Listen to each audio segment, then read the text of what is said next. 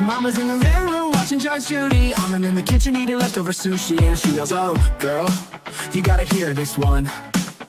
A man was arrested for running the theme park, and when they said, "Where's your license?" he said, "My dog ate it." Oh, you can't make this shit up.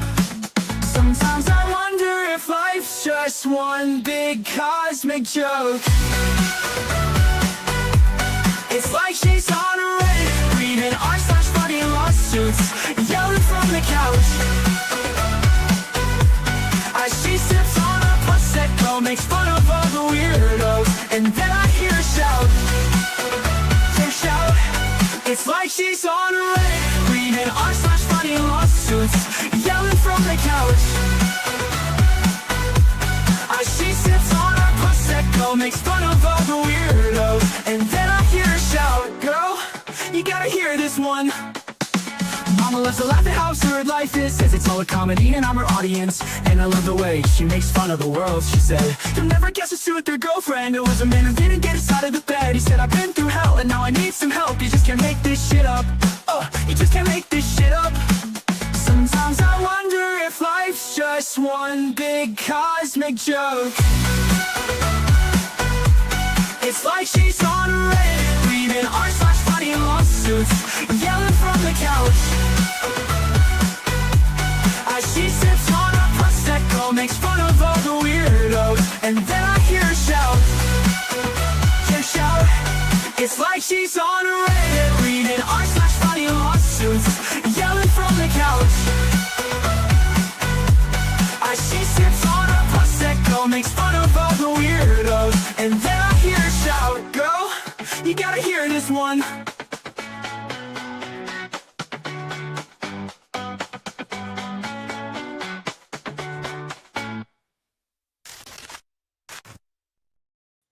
Hey guys, it's Squid. Welcome back to my channel. How is everybody doing this afternoon? Hope you are doing well wherever you are in this world. Morning, afternoon, evening. Grab a drink and let's get into this difficult topic. And Ung Hero, thank you for getting us started with 10 gifted Squid Pro Quo memberships. We will be doing more members content. I am probably planning a live for tomorrow. We're just going to do an Ask Me Anything / Reddit stories because, you know, we need some other people's drama in our life. And who needs some Squid advice? Who doesn't need Squid to give them life advice? Just saying. I tried to pull that out with a straight face and it didn't work. Hi, Squid. Don't know if you can show it without getting in trouble, but if you can, you should show off the dog pic when more people get here. Just a thought. Yeah, we'll show it. King Bob sent me a dog a dog meme yesterday. Yeah. Ung Hero, thank you for the $2 super chat. Happy Friday. Oh my goodness. Oh my goodness. Oh, me, but thanks. You know. Oh, other people's like, am I the a-hole and petty revenge. It's just so fun to read. Because when you read stuff like that, it makes you feel so much better about anything that you might have going on in your life. All right, but we are going to get into this hearing right away. And King Bob, as always, thank you for the 5 Squid Pro Quo memberships. Turn in this chat green. And hey, King Bob's Queen, how are you? Lovely people here today. All right. And I know this was kind of a last minute stream. I was going to talk about the Fort Stewart stuff because it hits kind of close to home. But at the same time, like, I was talking to my source and she was telling me about stuff, and I'm realizing just how much the Army sucks. So I'm kind of debating how I want to cover that. And I want to do a little research on some things before I present information. Because it's just a thing. And hey, Idol 1776, how are you? Yeah, the am I the a-hole ones can be fun. Questionable self-doubt in your face, typically the entitlement in some of those things. Oh my God. Oh my God, the entitlement. All right. But we are going to just start with day 2. And we are going to get straight into it. I'm going to go like this so I can cover my the logos where I might get called out. And this is the chairwoman kind of yesterday cut out with a bathroom break. So, am I overreacting? I have to look into those ones. And hey, Miami, how are you, my dear? All right, let's get into this. I sent Spawn a link. He is busy today, so he may or may not be joining us today. It's completely up to him. He has the link. If he pops in, he pops in. And if he doesn't, oh well. And hey, Heidi and Timothy, good to see y'all. All right, let's go. Those who are watching, how sorry we are for your losses. And I imagine this is, again, a very difficult proceeding to watch, and our thoughts are with each of you. And I have it at 1.3 speed. The first day of this hearing focused on the accident helicopters, air data systems, and altimeters, this DCA Class B airspace and helicopter routes. You can view those proceedings on our YouTube channel. Today, I'm joined by my fellow board members, Member Michael Graham and Member Todd Inman. Together, we comprise the Board of Inquiry for this investigative hearing, the notice for which was published in the Federal Register on July 11th, 2025. I now recognize our hearing officer, Dr. Dan Bauer, for a safety briefing. Thank you, Chairwoman Hamady. Before we get started with today's meeting, please silence your electronic devices if you have not already done so. Restrooms are in the lobby to the left as you are exiting the boardroom, and we will now share important safety information. And we're going to skip some of this stuff that we already know. We're trying to, petty express here, not to steal Mo's stuff. Don't copyright strike me, Mo. I love you. But we're in express mode. If we wanted to watch these at regular speed and listen to them talk about where the restrooms are, considering if you don't know where your restrooms are, look to your nearest exit, follow the in-seat or in-aisle lighting, and follow, your own emergency exit plan to your own restrooms. That's all I got to say for that one. Please play the video. They're going to do a trigger warning.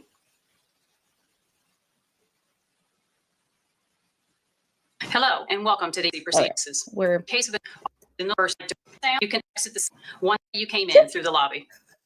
They literally.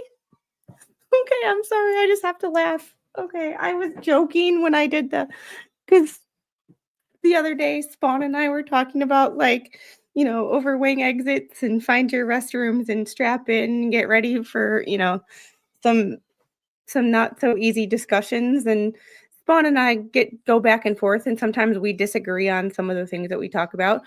I didn't realize in their safety briefing that they literally had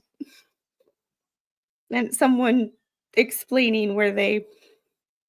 And Jeffrey, I think today the restrooms are fixed because the previous day in the afternoon they had a problem with the restrooms not working, and then all of a sudden they were, and then the video ended. So I'm assuming that the restrooms are working today. Please walk. Don't go. We're clear. In one either side of the stage at the front of the boardroom. I just have to skip this. I don't mind it, but we aren't there.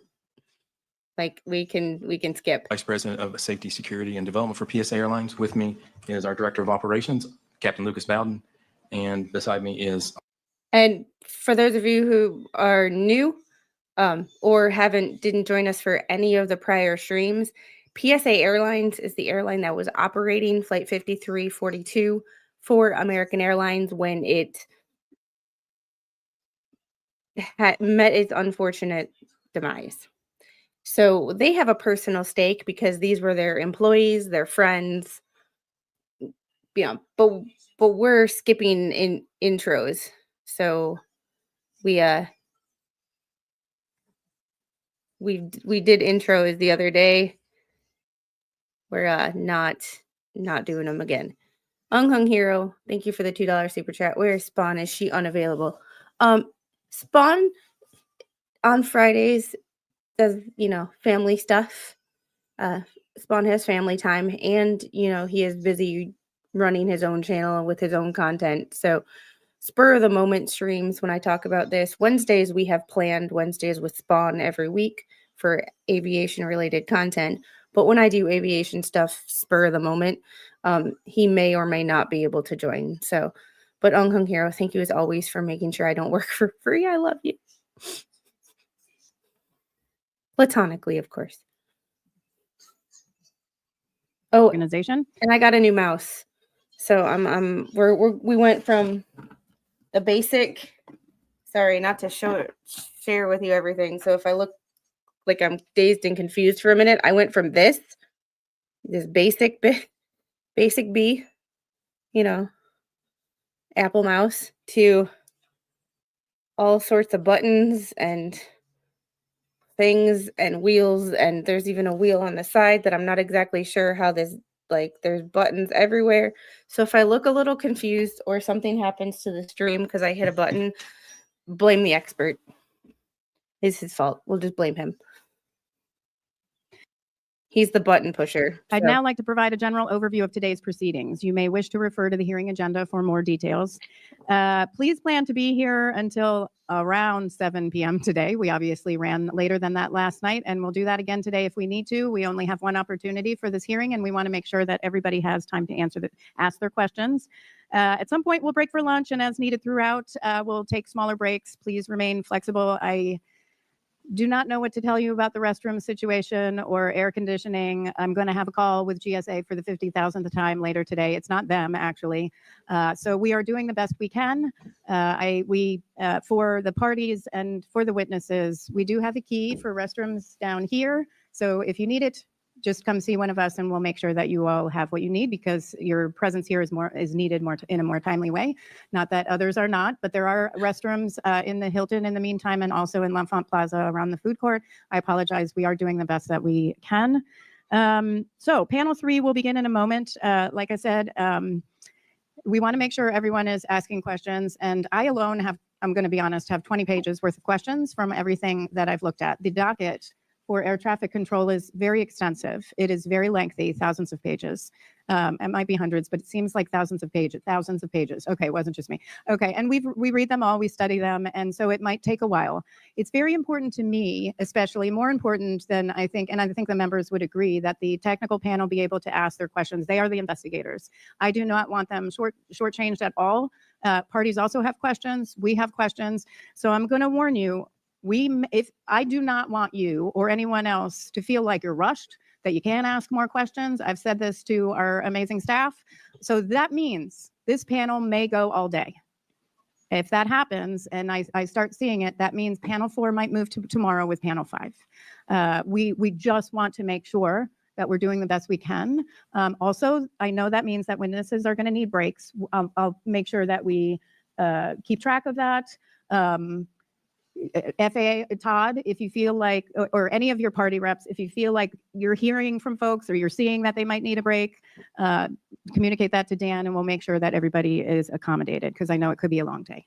So panel 3's focus is training, guidance, and procedures applicable to DCA air traffic control.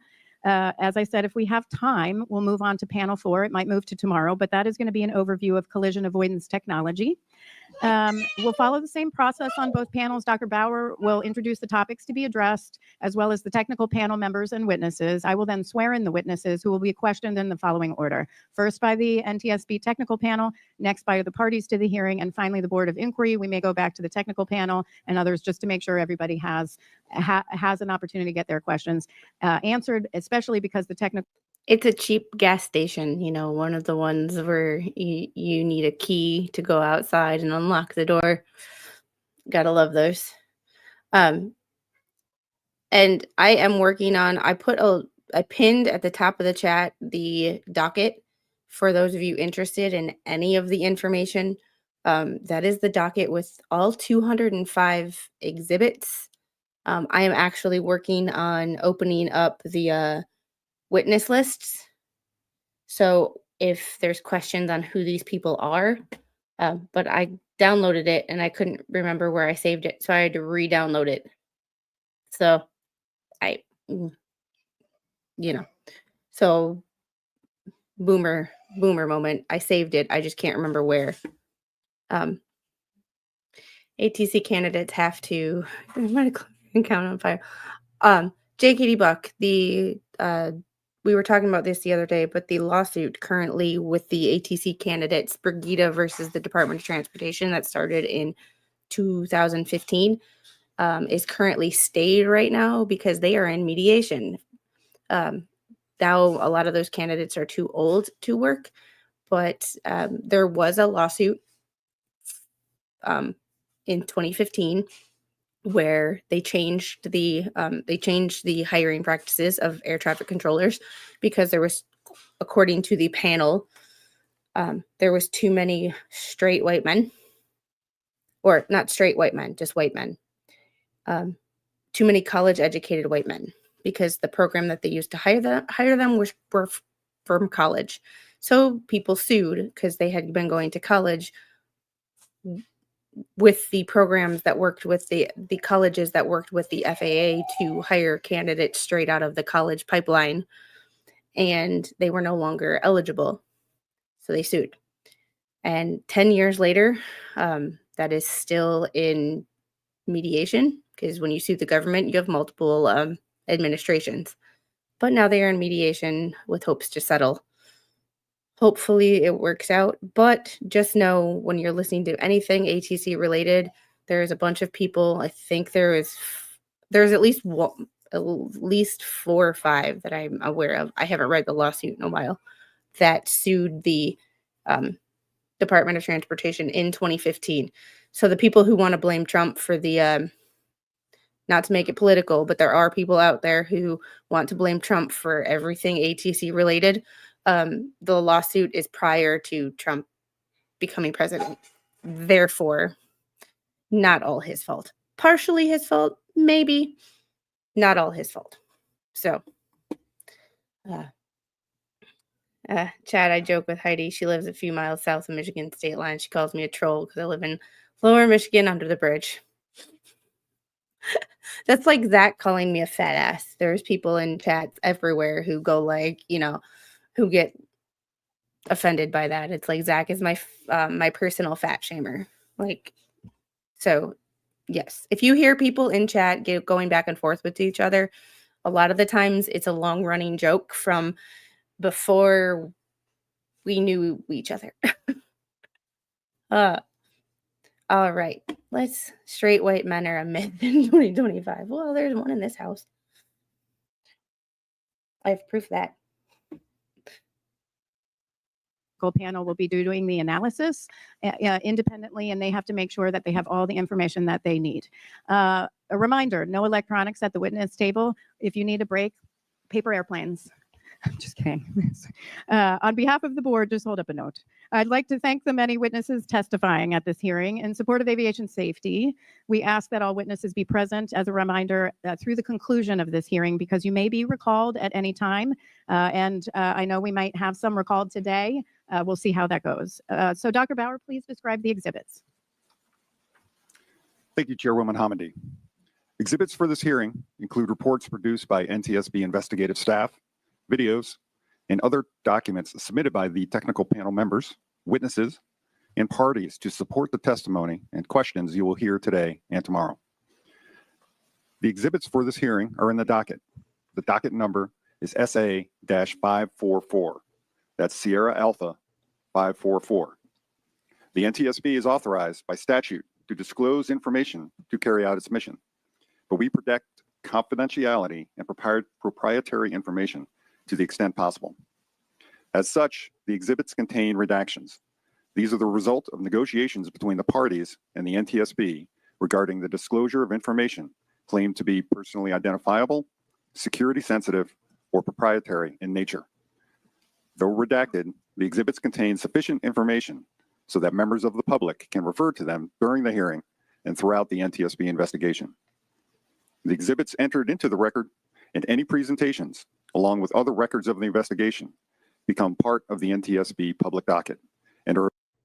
Whoop, that is not what I wanted to do. See, new mouse. This guy is at 1.3 speed. I was gonna change him to 1.35, and my mouse settings are just a little bit more sensitive than I'm used to. So my apologies, because that guy could do. That reminds me of one of my anatomy professors that was like the most monotone person in the world talking about the most interesting things, but he made it as boring as it could possibly be. And I'm so glad I don't talk like this, because I would put you all to sleep. And I don't know why. The panel will address There we go. DCA ATCT facility type, services, radar, visual, and expectations. Training and proficiency of controllers, from initial training of all controllers through individual training and certification at DCA ATCT. Initial classroom, certification, simulation, refresher, recurrent, in compliance with the National Training Initiative and applicable documentation. Training, guidance, and procedures applicable to DCA air traffic control. Resource management, staffing within the tower and combined positions. Separation standards, radar, visual, instrument flight rules, or IFR, visual flight rules, or VFR, and their application. Conflict alerting. An explanation, controller response expectations, nuisance alert prevalence, both in general across the National Airspace System, or the NAS, as well as specific to DCA, ATCT, and this accident. System safety, logic, and alerting, including design, adaptation, and human factors issues such as controller response. Night vision goggles, or aided pilot, the impact to air traffic control. Helicopter holding within the DCA airspace. Traffic flow management, including airport arrival rate, miles and trail, slot program, time-based flow management, and hourly rate fluctuations. The use of circling to runway 33 for offloading, traffic flow, and risk mitigation. ADSB in and out, and the It was supposed to be risk mitigation, and it ended up causing the problem. impact to air traffic control operations, and safety risk management panels. The NTSB technical panel, starting down on my right, is composed of Mr. Brian Soper, lead aviation accident investigator for air traffic control. Ms. Sarah Lewis, an aviation accident investigator for air traffic control. Dr. Catherine Wilson, senior human performance investigator. And Captain Van McKinney, aerospace engineer for helicopters. Witnesses for panel 3 are composed of the following individuals. From my left, nearest the board members. In the front row, we have Mr. Nick Fuller, the acting deputy chief operating officer with Air Traffic Organization of the Federal Aviation Administration. Ms. Mandy Chendi, traffic management officer with the Washington District for the Federal Aviation Administration. Mr. Brian Lehman, air traffic manager for the Potomac Consolidated TRACON with the Federal Aviation Administration. Mr. Clark Allen, who's the operations manager of the DCA ATCT at the time of the accident with the Federal Aviation Administration. Wait, Clark Allen has a jacket on today. He looks so much better. He doesn't look so damn disheveled. Clark Allen. He was on duty at the time of the accident, or he was the operations manager at the time of the accident. He was in panel 2. So Nick Fuller was in panel 2, but Nick Fuller was wearing a suit jacket, looking sharp as usual. Freaking Clark Allen looks like a disheveled hot mess in panel 2, because he was the only person in the entire building not wearing a suit coat. I'm so good to see it. So good to see it. Like, and Mspire, thank you for the Australian $5 popping in to say hi and bye. It's past 2 a.m. here. Time zones suck. Get some rest. Thank you for at least popping in and saying hi. And OG, good to see you. 5-minute subscriber chat ban got us ADHD people dangling a treat over a dog for 5 minutes. Oh, yeah, it keeps the 5-minute chat ban keeps the haters, my trolls at bay. it keeps my trolls away for at least 5 minutes.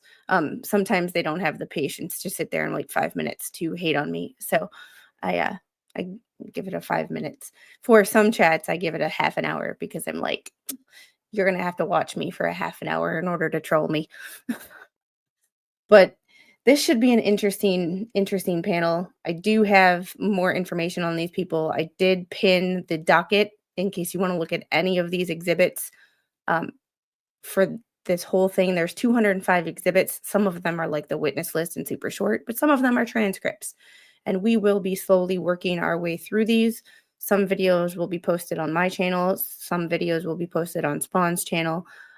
Some might be live streams and some might be pre-recorded. Not really sure how we're going to break all that down yet. But we will be going through, some of the documents are thousands of pages long. So we got work to do.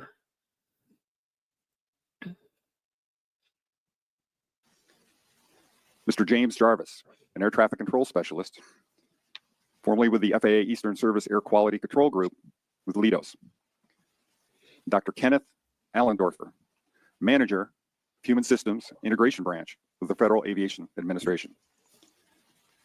In the second row, from left to right, we have Mr. Rick Dressler, aviation site manager for MedStar Transport with Metro Aviation Incorporated.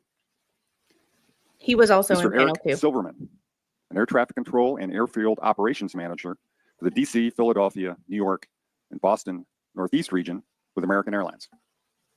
Ooh. And Command Chief Warrant Officer David Van Vechten, former standardization instructor pilot with the Army Aviation Brigade with the U.S. Army. He was also in panel Chairwoman 2. Hamady, these witnesses have been pre-qualified and their respective experience and qualifications appear in the docket as exhibits. This concludes my remarks. Thank you, Dr. Bauer. I'll now ask the witnesses to please stand. Please raise your right hand and please answer by saying, I do. Do you swear or affirm that the testimony you'll give for this in this hearing will be the truth?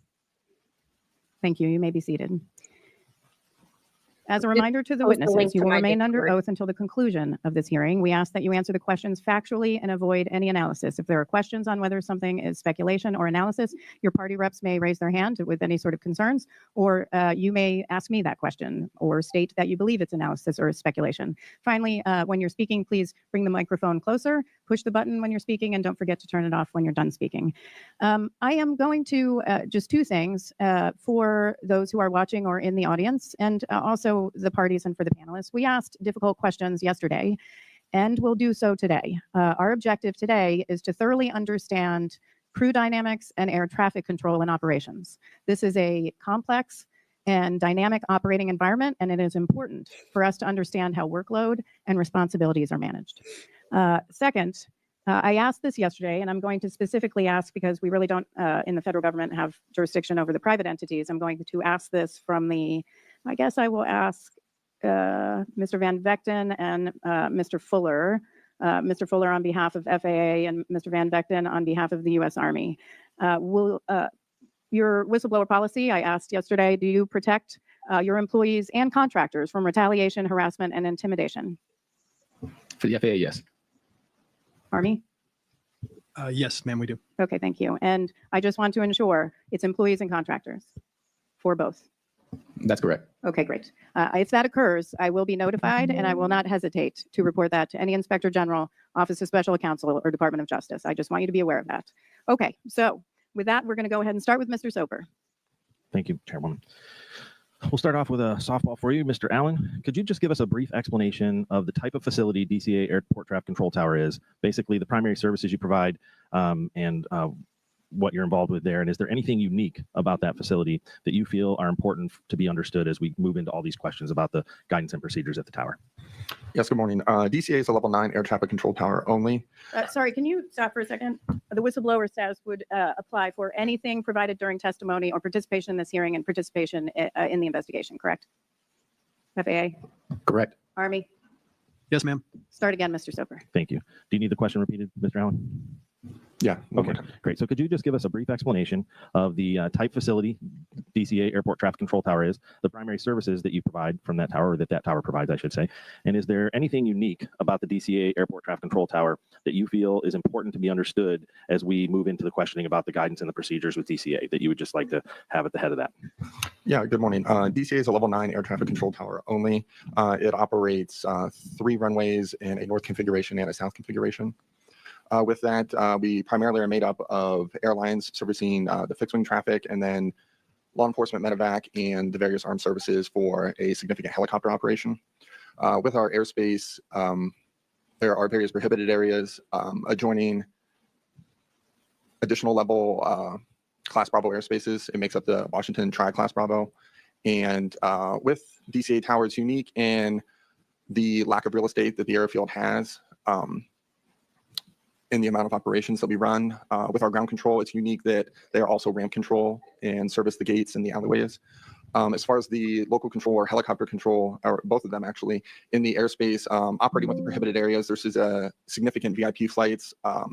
There are special missions. There are a significant amount of flybys that occur. So there's a lot of coordination and special operations that occur in the DCA Class Bravo. You mentioned flybys. For those that might not be aware, what do you mean when you say flybys? Flybys, we have those for special events, most recently the 4th of July events that transpired, as well as there are flybys at Arlington National Cemetery for fallen soldiers. Okay, great, thank you. And do you provide radar services at this facility? We do. Okay, and in this facility, the tower is equipped with control tower radar displays that are there for the use and controllers in providing services. Can you explain to us the primary use of these displays and how they are to be used by air traffic controllers to include their benefits as well as the limitations of their use? Yes, our certified tower radar display has a map of the general area, the adjacent facilities, and prominent landmarks. It helps with situational awareness and workload. It is incorporated in what air traffic controllers have as part of their scan. They'll scan that, grab information from it. They'll scan, look out the window. They'll utilize their strips. We have the ASD, the Airport Surface Detection Equipment. It is one tool that comprises the overall scan and how we operate the facility. Thank you. And one last one in this area, if you could explain for us the positions that you staff in this tower, or that this tower staffs for operating services in a normal configuration. If you could just kind of step us through what those positions are and basically their function in the tower. Yep. So we'll start with local control. So they are operating the runways, clearing folks to land, clearing them to take off. There is assistant local control. They're an extra set of eyes for the local controller. They help provide sequencing for the departures and the arrivals, and they coordinate with the adjacent facilities or adjacent positions within the tower cab. The ground controller, like I said earlier, operates all the aircraft on the ground as well as provides ramp control for the airfield. There's the helicopter position that controls the helicopters in the Class Bravo airspace, as well as the Delegated Security Services airspace. We have a clearance delivery flight data position that maintains the weather, assists with traffic management duties, as well as amending and providing clearances for IFR aircraft. Traffic management unit, they, as it says in the title, they assist with anything traffic management related, whether it's getting release times for departures, initiating programs for DCA, and coordinating things of that nature. And then there would be a supervisor or controller in charge that would oversee the entire operation and provide oversight. What is the basic difference between a supervisor or a controller in charge? Supervisor would be a management personnel that is overseeing the operation. If one is not available, a controller can be placed as controller in charge to fill that position. I assume there's a qualification process for it to be a controller in charge. It's not just any controller could do that duty, correct? Correct. Okay, thank you. All right, we're going to shift into some separation standards and use of visual separation, which has been a hot topic through this. Yeah, here we go. This is something to pay attention to. I have not watched this, but based on the testimony that we heard in the previous day, even the pilot in the back is like, I've never been able to cross Route 4 because I've never been able to cross Route 4 because of an active landing area. Seems like common sense to those with a brain, but here we go. Entire investigation. I just want to remind, as we do ask these questions, I know a lot has went on. The FAA has done a lot to mitigate stuff in this airspace already. So there have been things implemented since the time of the accident, but we would like everybody to frame their responses as on the day of the event. What was in place on the day of that event? So the policies, the way things were done, the SOP, everything like that, we want it framed in that because we're still here trying to figure all of that out. Mr. Allen, or I'm sorry, Mr. Fuller, you gave a pretty good definition of this yesterday, so I'd like to ask you to do this for us again and remind us. We've heard a lot about visual separation in this event. Could you briefly explain what visual separation is, how it is applied, and the difference between pilot applied and tower applied visual separation for air traffic? In Class B airspace, controllers are required to maintain 1.5 miles or 500 feet between fixed-wing aircraft over 19,500 pounds and VFR helicopters. Visual separation is a means by which separation responsibility can be transferred to the pilot after they report traffic in sight. Visual separation, you must ensure that you have Class B separation before and after the application of visual separation, and that's for pilot-applied visual separation. If it were tower-applied visual separation, the tower is still maintaining responsibility for separating the aircraft by visually observing them and providing directions to ensure they don't conflict. On the night of the accident, they were not using tower-applied visual separation, they were using pilot-applied visual separation. Again, the requirement is for the air traffic controller to have Class B separation before and after the application of visual separation. Okay. And sorry, I lost my place there. How, Mr. Allen, how prevalent was the use of visual separation at DCA Airport Traffic Control Tower? Could you provide us some of the benefits and limitations to using visual separation? Visual separation was used on a daily basis between the helicopter operators and the commercial traffic departing and landing at DCA. Visual separation was paramount to making the operation work efficiently for the amount of volume and complexity that the airspace has. Okay. And I'm sorry, I want to bounce right back to Mr. Fuller just 1 second on the visual separation. On pilot-applied visual separation, you mentioned that that it puts the onus of separation on the pilot at that time to maintain the visual separation. Does it relieve the controller of their responsibility to ensure separation? So I will tell you the responsibility at that point. It was a yes or no question. It was a yes or no question. He didn't answer yes or no. It's a yes or no question. If I was a lawyer, I'd be like, yeah, I asked you a yes or no question. Is on the pilot to separate themselves from the other aircraft. And that means to maneuver as necessary to avoid a collision. Now, as an air traffic control professional, we are always going to do the extra mile. If we see a conflict, even if we are applying visual separation, we will still provide additional traffic information to make sure that that pilot understands that they still have that responsibility.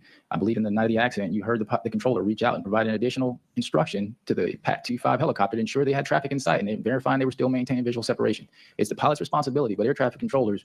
Yeah, but visual separation from what?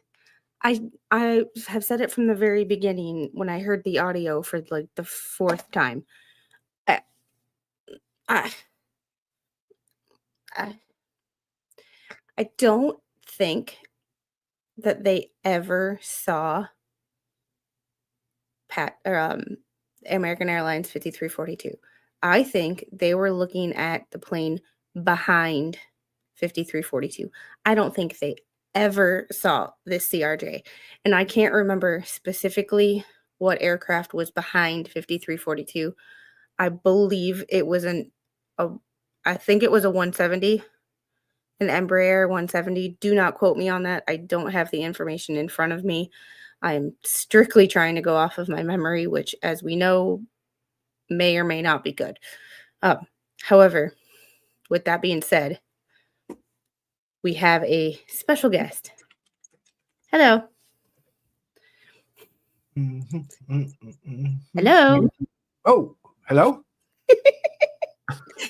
Hi. Welcome to the Yeah. stream. Hello, it is your Timo George Lucas. Today we're going to be talking about part 226 of I Wish I Was a Jedi. JK, I'm coming for you, boy. Coming for you, boy. So when he says this, it was a yes or no question. Yeah. Our controller still, it basically sounds like, and Nick Fuller, although he answers questions clearly, I mean, I can at least understand what he's trying to say. He's not like a technical specialist where he's starting to like talk in, tech words, jibber jabber, where I'm like, do what now? He uses clear, simple, easy to understand for the layperson English. However, he gives the runaround and like passes the buck. No offense, JKD Buck. To everybody else, yes, it's still, but it's the fault of the pilot. Yeah, but that pilot should have said, like, that there should have been better communication. And when they saw that the planes were getting closer, the controller should have stepped in and didn't. I think that from what I caught, because obviously I've been doing some editing, and the only reason I'm here is because, when someone has asked, and like I had this, I don't know about you, but I've had this in my career as well. When I've asked junior NCOs or I've asked soldiers a simple question, you get like a long-winded excuse. And when it comes to simple yes, no, or I'm not aware, or I'm unsure, I would have to get back to you. That vocabulary has disappeared out of a question and answer sort of like scenario. So, and from what the research I've been doing since the last time we spoke about this topic, I've been doing quite a bit of research on why am I concerned? No, I just read your private chat. Oh. Spawn always sends me a message when he's here. And this particular time, it says, "Oh, oi, shithead, let me in." I'm like, screw you. Shit. Oh, one of them days. One of them days. It's one of those days. You can tell it's Friday. No, but that type of sort of like common sense, which is very uncommon in some people's vocabulary. Asking a simple Don't you question. curse around here. Sorry. Asking a simple question. Asking a simple question. People don't understand how to actually respond to that. And I've been doing some research, and I'm coming across a lot of ATC pilot interactions where I do believe there should be some training done on not just on how to behave. At the end of the day, if you're at work and you had a bad day or you didn't get laid the night before, your emotions overlap into your work environment, and that can be a very, very dangerous situation, because the thing is, you can have a lapse in judgment. And from what I have been researching lately, since the last time we spoke about this topic, I have come across a ton load of interactions between pilots and ATC, where pilots weren't listening, or ATC were not listening, or the communication wasn't to the point. It wasn't about the everything that should be between an ATC and a pilot prior to landing or prior to taking off. Yeah, and we did talk about in the previous panel on the previous 2 streams. We heard all about DCA and what they have to deal with. Each controller has about 6 aircraft. There is different channels for helo traffic. There is different frequencies for aircraft or fixed wing aircraft. There is different for medevac, and you have one person trying to keep up on all of this, and it is too much, in my opinion, for one person. And there's no redundancy either. Like, you don't have enough staff to watch each other's back. So if someone is having a bad day and in talking to the aircraft messes something up unintentionally, like they just, they have a headache, like they're just, something's going on and they're not their best that particular day, which everybody has off days. The problem is when you have an off day as a controller, you affect multiple people's lives. So yeah, I mean, it's the and sorry for coughing. One thing that I'm not liking is that you've got every time one thing that people miss is when you've got people from the same category, like you've got a couple of people up there from the FAA, right? Why are there 3 people up there from the FAA? Aren't everybody in the FAA supposed to have the same qualifications? I mean, yeah, it's but like, the problem with big government is there's all of these agencies are inflated, and there's a lot of people and there's just too much stuff for everybody to know everybody else's job. It's just, you should have a general idea of what other people do. But like, it's like working on an aircraft. You're not going to have, like, I'm avionics. Like Well, you're not going to have an avionics tech be an expert at structures. Like it's kind of a stay in your lane and be an expert at what you're an expert at. And well, I mean, no disrespect. Let me put it in layman's terms, because we both have military minds. There's a big, and this is where obviously there's a disconnect between us and anyone else who served in the military and civilian, right? So you've got Mr. Squid, he served, you've served, I've served, right? So like, we'll just take you and me.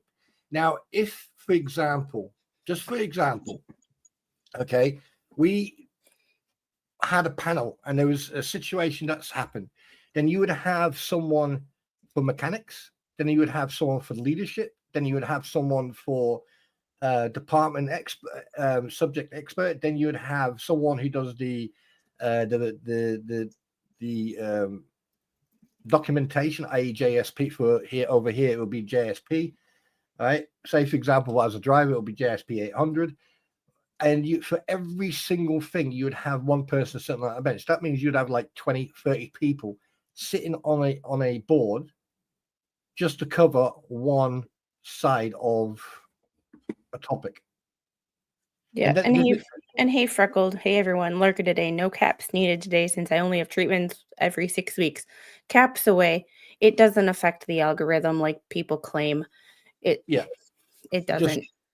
And Freckled, if you ever come into my stream and you've had someone stab you in the eye, just give me a quick heads up, and basically I'll let everyone know.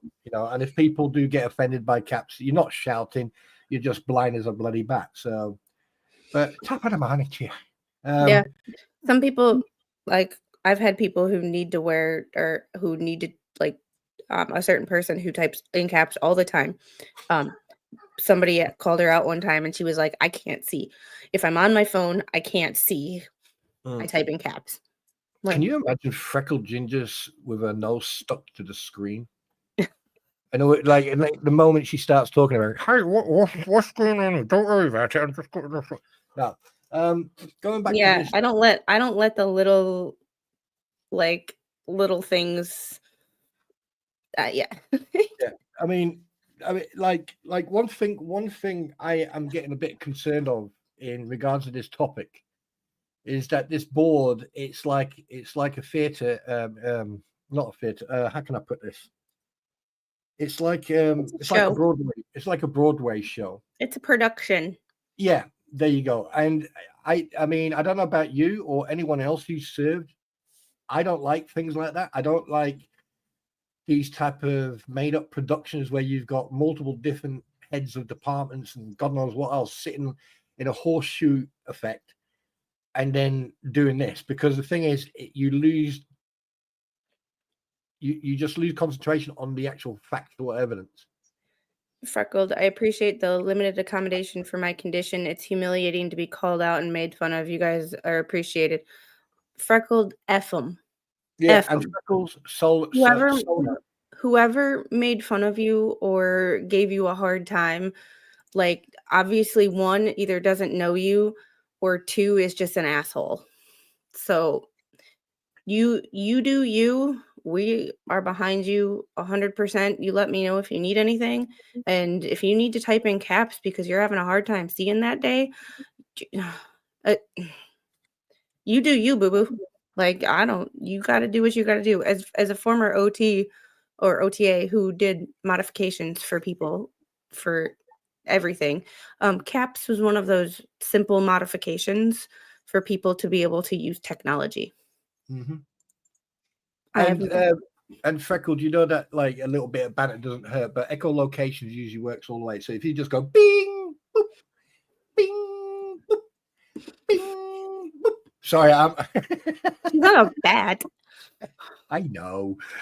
But I prefer to make a little bit of fun of this instead of actually being so serious. So there are people out there who don't understand, But anyway, there are people who are rude just for the sake of being rude because they can. But anyway, getting back to this, he was asked a yes or no question, and what should have been a yes or no answer with like a minute of explanation is turning into a production. Yep. I mean, here's one thing you have to remember, Squid. All right, if me and you were sitting on the board and we were getting cross-examined because of an incident on the carrier or something happened in camp or whatever, right? When you give a statement of the facts and you get asked a question, you're not going to sit there and go, "Well, actual fact." When I was moving in a in a southeasterly direction at about approximately 6 miles an hour, I suddenly noticed something coming from the northwest in the corner of my eye and impacted the vehicle at approximately 16 degrees, at 5 o'clock next to the wheel. I mean, that is not an answer. An answer is, and I have issues with just like people who, I feel like some of these answers, even yesterday and Monday, or the first panel especially, Hello, McQueen. they were given long answers with the hopes of confusing people. Come here a minute. Hang on a minute. Okay. It's one of us. No, come here. Let me smell. Oh, for God's sake. Hi, Mrs. Spawn. Hi, everybody. I didn't have a shower for a few days and I smell. Oh, God.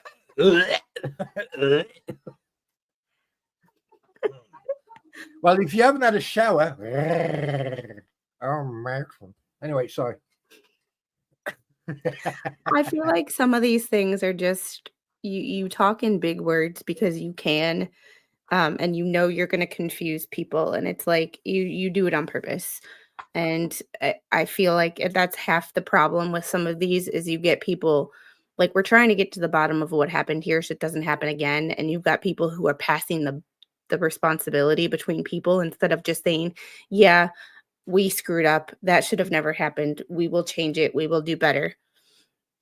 The words "do better" were Vice's favorite words, and we all need to just do better. And if that means taking accountability and admit that you screwed up, admit that you screwed up. Like, you work for the government, so you're obviously not going to be held criminally liable for anything. So, like, just admit you screwed up. You'll probably get a promotion. Have you ever heard of the saying "doubts complaints too much"? Or no, sorry, let me rephrase it. Doubts explains too much. Yes.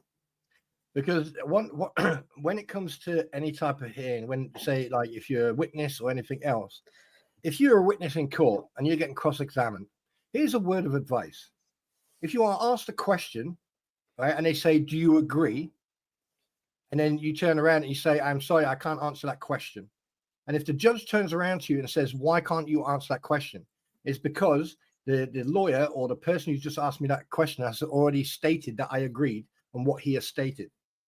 Right? So the less you say, the better it is. So just It's say like, yes it's or like no. talking to the cops when you get pulled over or you get in an accident or something. It's yes, sir, no, sir, yes, ma'am, no, ma'am. Do you need me for anything else? Can I go? Like, Yeah. you None don't of give them this- any more information than, and if you think they're doing something wrong, you will wait for that shit and fight it out in court. Like, you hold, like, I mean, I think that Fuller, I think he's the patsy guy on this. I think he's the way he interrupt that other guy, Alan, was it Alan the other day? yeah.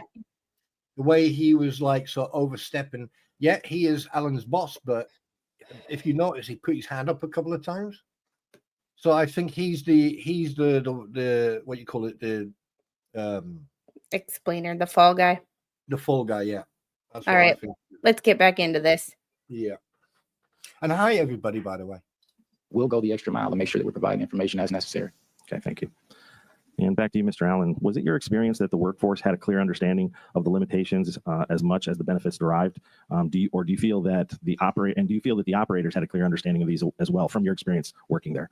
From my experience, the controller workforce was well versed in utilizing visual separation, and the helicopter users were very aware of visual separation and what it entailed. Okay. And Mr. Jarvis, for you, I know that Apparently not everybody. you're on this panel. You conducted compliance verifications as part of the Eastern Service Area Quality Control Group at DCA. Is that correct? Yes, that is correct. And what time frame was that again? From when to when did you do that at DCA? From when did I? What year to what year have you done that service at DCA? At DCA, from about 2017 till July 2023. Okay, so it wasn't that far in the past. When you were there during the compliance verifications that you did do, was visual separation or controllers' application of visual separation or their understanding of it ever a question or a deficiency through those ECVs that you can recall? Yes. In what way? Could you expound on that a little bit? Approximately 2016 to 2017, we conducted an evaluation. And although we did not identify non-compliance, there were situations in which it did not appear the scan was going in the direction that we felt it should have gone. Again, we did not identify non-compliance. What we did was we left the facility with a comment, a concern, and from there they took care of that. So they took care of it. So you were able to follow up with that they provided some sort of mitigation or training to that comment or what you observed while you were there? Based on data that they had in their facility internal verification system, they followed up with visual separation, and it looked like they took care of it in that formality. Okay. Mr. Allen, something that our team found unique when we were listening to audio and observing operations at DC Airport Traffic Control Tower was the pilots almost reflexively requesting pilot-applied visual separation immediately upon receiving an initial traffic advisory or check-in. Do you have a sense of why that is here? Was that something that they encouraged, or was it something that air traffic control offered to them at some point? It struck us as a little odd. I think all of us did, because in most other places I've been, it doesn't quite happen that way. It's usually given traffic, and then they may actually ask the pilot to apply visual separation. Kind of goes. So with the way the airspace is constructed with the prohibited areas, the way the helicopter route structure and the airfield with the approaches and departures, the way it is all integrated, like I said in your previous question, that visual separation is paramount in order to expedite the flow of all traffic, whether it's the fixed wing traffic or the helicopter traffic. So in my opinion, any helicopter operator that has been in the area for a length of time understands how the operation works and how it needs to work in order to efficiently move the aircraft. But I would defer to the gentlemen behind me that are the helicopter operators for their opinion. That's great, and that's where I was going next. Mr. Van Vechten, would you like to speak to that, please? Yes, sir. With night vision goggles on from Cabin John, I can visually see aircraft landing and departing runway 9, lining up at Wilson Bridge. So it is common practice to identify the aircraft and then call visual separation from a long distance away. As we descend, it can become challenging to maintain constant visual on that aircraft. But if they're landing runway 1, it's not a factor because I will be parallel with that traffic. Okay, and we're going to get back to that a little bit later as well. So thank you. Mr. Dressler, would you like to speak to it, please? I think here it is a reflexive comment because experienced operators are well aware of the traffic flow in and out of the airport. And I think it was encouraged by DCA Tower in our conversations last year to understand fully visual separation. And it does relieve the controller of some percentage of responsibility that they can then free up and put their attention elsewhere. Many of our members do not accept visual separation. Certainly not pilot applied, where my understanding is both pilots need to accept. These would be the law enforcement members who don't have a predictable way to continue visual tracking of aircraft while they're in orbits, let's say, and they don't know where those orbits will end up going. So this lady right here looks like she has a response to him talking in the back, because he's had a big problem with not only the Army, but the FAA in almost everything they've said so far. He's basically said the opposite. She looks like she's got something to say. we do accept it when possible. We do accept it reflexively, but we do have plenty of operators who do not accept it. So I'm going to remain with you. Have you experienced concern while operating here in the DCA airspace? Have you experienced concern with the application of visual separation, whether pilot applied or tower applied, just from your point of view within this airspace? And do the concerns lie more with one entity or the other? Like, is there one particular unit or a group of units or a type or a facility? You know, is there anything, or is it just all over the map? Generally speaking, I think it works very well. Okay. It has enormous challenges in a night environment. Whether on goggles or off goggles, it's very simple to understand whether north ops or south ops are being used at DCA. It is, I mentioned yesterday, it's still remarkably hard to identify aircraft when you are flying, whether it's the background or a whole host of reasons. It can be very challenging, I think, as every pilot would say. We use traffic alerts and traffic monitoring systems in our helicopters, all the DC operators, the civilian and law enforcement side. And it is exceptionally challenging when you have particular units that don't broadcast using ADSB. Our systems are not TCAS2, so we do not take in Mode S or Mode C transponders. We rely upon ADSB. And when you cannot see an aircraft and you've been asked if you can identify traffic and you can't see it and in your visual scan and then scan your instruments and still can't find the aircraft, it can be very challenging. So in your experience flying in the airspace here, do you feel more or less comfortable when you hear air traffic control or a pilot request visual separation and an air traffic controller approve that, and it could impact you? Do you get a feeling of comfort, discomfort? How does it affect you? If I know right away the other operators. There are really only a dozen helicopter operators in this area, and know most of them either personally or by voice. I also know all the tower controllers by voice, and they know all of our voices. We have pilots who've been here and members of our group at 38 years, 28 years. I have several pilots at 28 years. My first trip to the DCA tower, one of the controllers who'd been there forever could imitate some of our voices to a T. She could mimic our voices, and we love them. So when I know the tower by voice, and I know the unit, the particular aircraft that on the other end is accepting visual separation from me, I think it works very, very well, and I have extreme confidence in it. Is there any unit that when you hear it makes you feel uncomfortable? Sadly, yes. And as I said yesterday, I don't like saying this. I'll say it again on the record. I'm a former Army aviator and I'm a retired Air Force officer. And I don't like saying that 1st Heli of the USAF from Andrews. And I don't like saying that 12th Aviation Battalion gives us all pause in the community. And I'm speaking from my group there. We are all very uncomfortable when those two units are operating. Okay. Mr. Van Bechten, do you request visual separation often when operating in the Class B airspace here? Yes, I did. And were you, when you have agreed to provide visual separation, pilot applied, can you explain to me as a helicopter operator, what does that mean to you? What are you taking on, and how do you perform the taskings to ensure that? Like, could you just kind of step me through how that works from the inside the cockpit? Sure. I just felt like when he said that, all the fingers on all these computers started flying, writing that down. I don't like saying it, but these people make us uncomfortable. If they make you uncomfortable, why are they still operating? It's one of the things of like the Army. And one thing that I'm realizing about this Fort Stewart issue too is the Army really sucks. I thought the Navy sucked. The Army is worse. I was talking to my contact, who was basically informing me about this individual's chain of command, and I will give details at a later time, but the Army sucks. And why would Army aviation be any different? When an air traffic control calls on an aircraft, hey, Pat 17, do you have the aircraft 11 o'clock, 1 mile, 2,000 feet? I'll say traffic in sight request visual separation. I'll say visual separation approved, and then I'll continue on route. So I'll maintain the visual separation, keeping myself clear of that aircraft, ensuring that we're not on converging paths. Okay.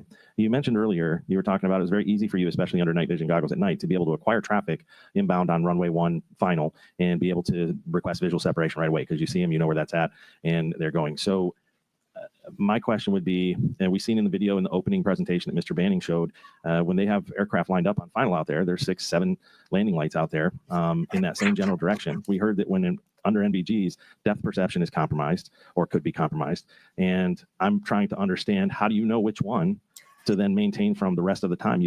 Thank you. Oh my God. Sorry, I just have to interrupt. Pay attention to this because this is also one of the $1 million questions. How do you know that when you request visual separation that you and air traffic control are talking about the right damn aircraft, are talking about the same aircraft? This is one of the big issues that I have and the big questions that I've had. How do you know that when you are talking about a certain aircraft that you, the pilot, and air traffic control are talking about the same aircraft? Because it's fine to request visual separation, but as he says, when you've got 6, 7, 8 aircraft, fixed wing aircraft lined up at DCA for landing, how do you know you're talking about the same aircraft? You've got 7.5 miles to fly. Do you literally keep track of the one aircraft? And do you, I mean, like, I'm just kind of curious how that plays out from there. Sure. DCA Tower, in my experience, has been some of the best controllers I've worked with in my career. They're very good at pointing out the aircraft. And when I'm at Chain Bridge, I'm at 1,300 feet. So it's easy to silhouette the aircraft lined up for runway 1 against the dark sky. Like I said, as I descend into the tidal basin, it is more difficult. But as they're calling out that traffic, I can maintain separation with them, both mainly laterally, because they're going to runway 1. Okay. And but and this pilot, I did somebody tell him we're not talking about runway 1, we're talking about runway 33. You're not running parallel anymore. The oh my god, this freaking see the Army giving me a fucking headache. I've been out of the military since 2009, and the Army is still giving me a damn headache. And I need to talk to Flux, because I need to know if this was a thing when she was in, with the Army being so ridiculous. Because like he is saying, well, it's very easy. I'm parallel, and I'm parallel with the aircraft. Yeah, that's all well and great when you're parallel with the aircraft, but what happens when you're not parallel with the aircraft? And we're not talking about a situation where we're parallel with the aircraft, because obviously if we were parallel with the fucking aircraft, this wouldn't have happened. Yes, right here. What happens on all the other runways? He keeps saying, well, on runway 1, one of the people asking questions needs to be like, stop talking about your experience with runway 1, because we are no longer speaking about runway 1. We are not parallel with the aircraft. We are apparently perpendicular with the aircraft. How do you do it then? Yeah, and I need to bring up a picture of the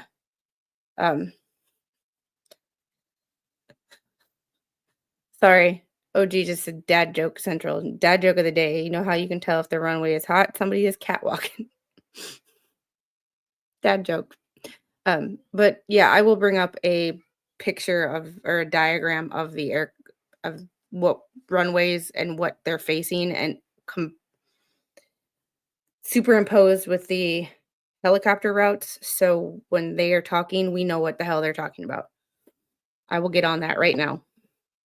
Mr. Dressler, in your experience operating the Class B airspace, would you say that visual separation is conservatively relied upon, or would you say that it is over relied upon, or do you have no opinion? I think it's a good balance here, actually. Okay. We try very hard to collaborate with our industry partners, including the airlines and including our controllers. And if this is the whole purpose of our meetings last year, was to hear concerns and how we can adapt our operations. We have enormous agility in our ability to do that on the civilian and law enforcement side. So if we hear a concern, last year a discussion came up about missed approaches and altitudes in the helicopter working group held at DC Tower. And we can discuss those things openly and come up with a way to mitigate risk. I think it's a very healthy balance here for those who are experienced enough with the DC traffic and the DC route structure. Okay. And can I chime in one second again? Mr. Van Becken over here. Yes. We are also a dual pilot aircraft with at least one crew chief on board. So while one pilot is flying the aircraft, the other pilot is maintaining airspace surveillance and dealing with the radios. In this particular instance, there is no radio changes. So the pilot not in the controls will be scanning for traffic. So it's much easier for us to maintain visual separation because we're a dual pilot aircraft. Do you still do verbal callouts during that? Like, if the other person is performing those duties of maintaining visual for you, is there an expectation of kind of verbal callouts back and forth, or? Yes, sir. Okay. I think I heard that earlier. Okay, which once again, puts it on the Army, because if you were two pilots, so by him saying we're two pilots, so both pilots can work, one person's doing the radios, but when we're on the same frequency, you don't have to, we can look, blah blah blah, whatever roundabout way he just said to basically say we have two pilots to be able to call visual separation. So you're basically saying you threw both of your pilots under the bus. And the more I watch this, the more we get the headache of how the hell did you let this happen if two of your pilots are supposed to be maintaining visual separation? Like, you thanks for telling me you're inept. Like, I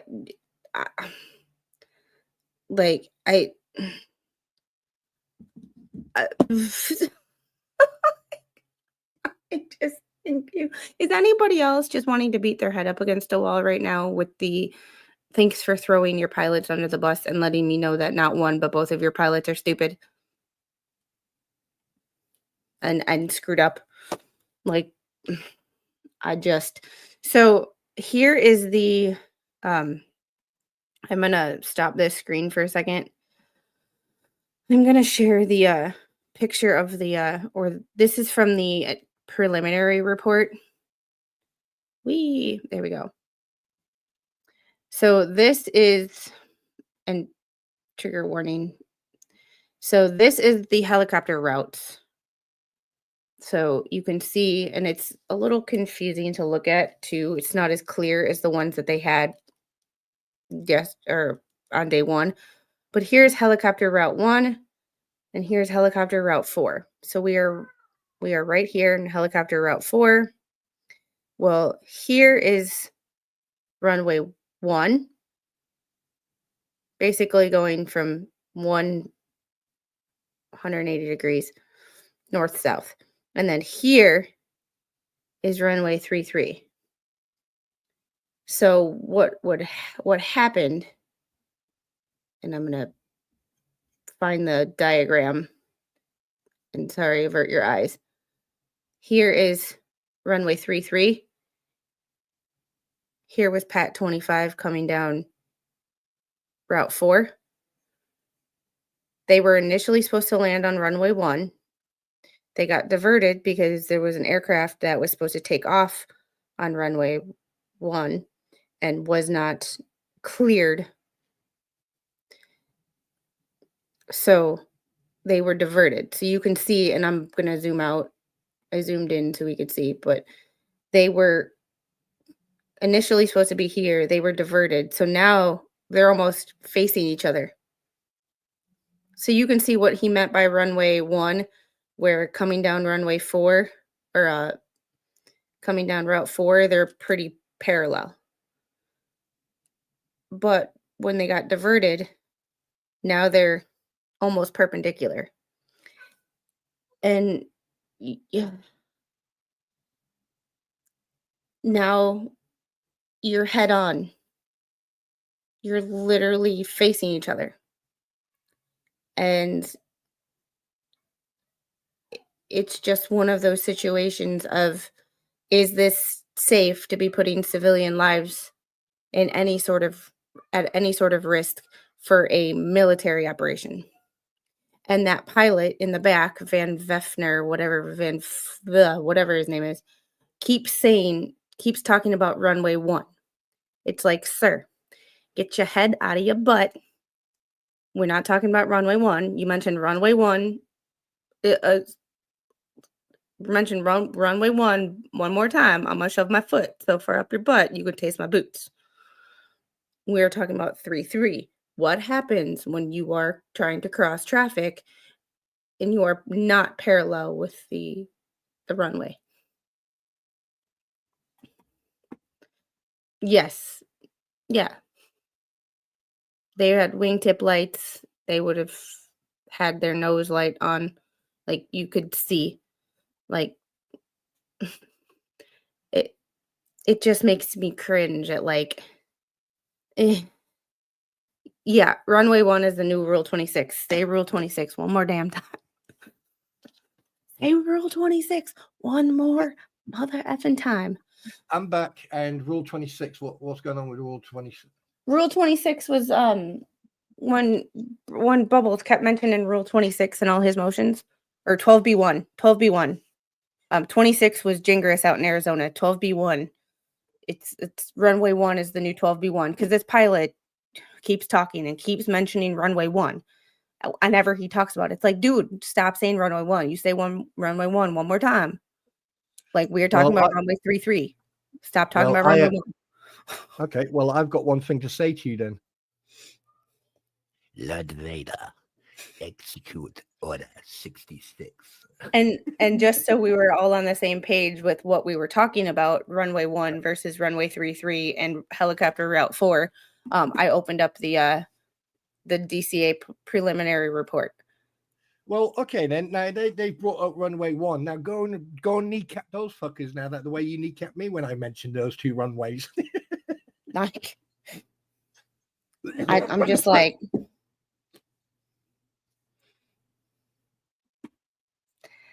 But I there's made an intellectual joke. Spawn, take notes. You're welcome.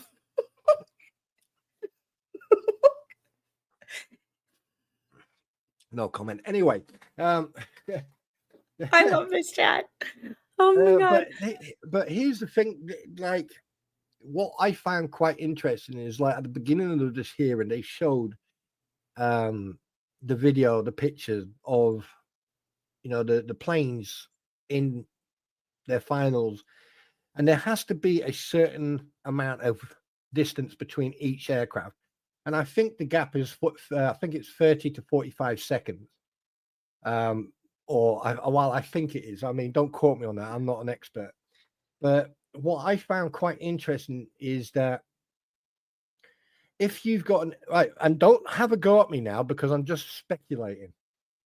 Right, so you keep your baseball bat in your pocket. If you've got an aircraft taxiing, now this is just speculation. Work with me on this one. You've got someone telling an aircraft to go via Kilo, go via Hang Tang, and hold short at runway 1. Okay, you've got an aircraft hanging. You've got an aircraft coming in to land on runway 1. However, you decide to then put an aircraft on runway 1, right, clear to take off. You've got an aircraft coming in, okay? So what gets me is the fact that the ATC, knowing full well there's an aircraft coming in to land, decided to put clear an aircraft to take off and then put an aircraft on runway 1, decided then to move one aircraft then from one runway to another runway in a change of like, because there's an aircraft on runway 1. At the same time, you've got other aircraft behind the aircraft that's coming into, oh my God, that's coming into land. Okay. All right. So, so explain to me why out of all the ATC crap and things I have seen online over the last 6 months, 5 months since we've been doing this, why is it that this fucking ATC seems to be unique by going, oh, I'm going to put a plane on runway 1. I'm going to tell this guy to go runway 33. Okay. And then wait a minute. I've got another couple of dozen freaking aircraft behind that CRJ. So the only thing that would make DCA special is the fact that you have a lot more restricted airspace due to government buildings than you do in other cities. Yeah. That is the only thing that I could see making, because like Savannah has Hunter Army Airfield. So you can't tell me that like, well, no one can tell me that like, oh, well, they have Army helicopters doing, they have an Army airfield right there. So does Savannah. Like, so does Norfolk. Norfolk is a smaller civilian airport, but has Naval Air Station Oceana close by, has Naval Air Station Norfolk close by, has lots of helos, multiple helo squadrons flying in and out of there every day. Never have an issue with any of this, or that I know of. Why is DC special? Hang on a minute. I've just noticed something. Can you zoom in? Can you zoom into that picture on where it says area of collision? Can you zoom into that word? And I'll take it left a little bit. So we can see the runway. If you move area of that has to go towards the opposite side. Oh, there we go. Sorry, I upgraded. So for those of you who weren't at the beginning of the stream, I upgraded. My dad bought me an early birthday gift, and I'm trying to figure out how to. We went from a basic one-click mouse to this. Ooh, welcome to the 21st century. I know, right? Well, he bought me the last one too, but we were basic B. Okay. All right. Can you zoom in just a little bit more? I can. All right, and then take it over so we can see the taxiways. No, the other way. There you go. Oh, it's blurry. Oh no, for me it's perfect. Well, I mean, it's my eyes. It's not. Oh, it's not like. down a bit. I like blurry shit. What are we looking at? Yeah. That makes no sense why he allowed that aircraft to go onto runway 1, knowing full well there was an aircraft coming into land. You mean? I think it was laziness. No, the problem with runway 1 was that that plane was already supposed to be gone. That plane that was trying to take off was already supposed to be gone. That's what I meant. Laziness. That's what I'm saying. Laziness. But that's not the controller's fault. That could be the tower, not the ATC ground tower, but that could be whatever. Say it was Delta, just because it's the first thing that comes to my head. Say it was the Delta operations tower. It could have been ramp being 30-second delayed in removing something as simple as removing the pushback tractor, that tow bar. Sometimes like we had on our like little 135s and 145s, that freaking pushback tractor would get stuck all the damn time. So sometimes you'd sit there and you'd have to like beat the shit out of it to get it off the nose wheel. And that extra 15 to 30 seconds in the grand 15 to 30 seconds doesn't seem like that long of a time, but 15 to 30 seconds means that aircraft could have been airborne already. Yep. So it's not necessarily the air traffic controller's fault when they were expecting that aircraft to be gone. And then when it wasn't. And by the way, just thought I'd let you know, a friend of mine who's in the Army Air Corps is watching these streams. Sorry. My condolences. And hi, Amago. And he's watched the last couple of streams, and he phoned me up and he told me, he said, like, okay, fair enough. There's faults on both sides of the coin. However, what he repeated exactly the same thing I did, with the runways and everything. But then he said the major fault factor in this whole situation was ATC and proximity radar systems that they have there. So has that been mentioned? Yeah. Not yet. That is that's panel 4 or 5. Right. Panel 4 this is what I'm looking at now.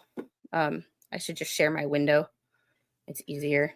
Yeah, because he has said that and like he went into terminology that even I didn't understand. So I had to ask him to like dumb it down a little bit. And he said proximity, like on every airfield or airport, there are ground radars that show you where the aircraft is. Yeah. Like if they're taxiing or they're parked up or at a gate. However, he said there's a proximity radar that shows you if there's a air conflict, there's a conflict of interest in the air, in the space, then it will alert the ground or the ground control or ATC control of a proximity alert conflict of airspace. And I do think this was a multifactorial thing, but I do think that no matter what, ATC and the Army, their communication was shitty. It sounds like the internal communications between the two pilots was shitty. That they weren't understanding each other and or what ATC was trying to tell them. Yeah, there were a lot of factors involved in it. Yeah. So right now I'm still in the mindset that it is a breakdown of communication between ATC and the Army, in addition to the Army not being at the altitude they were supposed to be at. I don't think they ever saw this plane. I don't think. No, I think they saw the one on the runway. I think they saw the one behind the CRJ, which I think was an Embraer 170. I could be wrong. But for some reason, I have Embraer 170 stuck in my head. Right. Let me ask you a question then. In the preliminary report that we read out together, I can't remember, but don't quote me on this. I'm just because I don't know if this is factual, if I can remember this correctly. In that report, the controller, there was only one controller in the ATC at that night, or was struggling or something? Because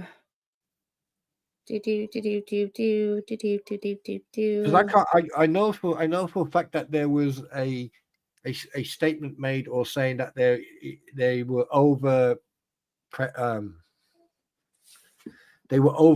or they were quite busy, and the guy or the controller was struggling or something. Or am I thinking about a different freaking NTSB report that we were? You might be thinking about a different report. Hold on. Sorry, guys, for looking at this. I'm going to I'm trying to find it quickly because it's 20 pages. So it wouldn't be on a crew, it would be the ATC, wouldn't it? Yeah, but I'm just making sure I didn't miss anything up top. Yeah. Because, like, if hypothetically speaking, say there was only a skeleton crew in the ATC that night, that could be also a factor. Oh, there you go.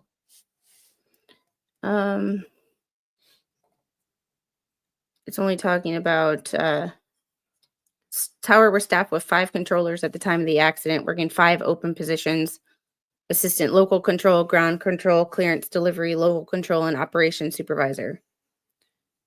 So the helicopter control and local control positions were combined at 1540 on the day of the accident, and the flight data clearance delivery positions were combined, which means they should have had 7 people. There you go. I had a feeling. I thought I could remember that from last time we spoke, that they were undermanned. So we could add that as a factor as well. Yeah.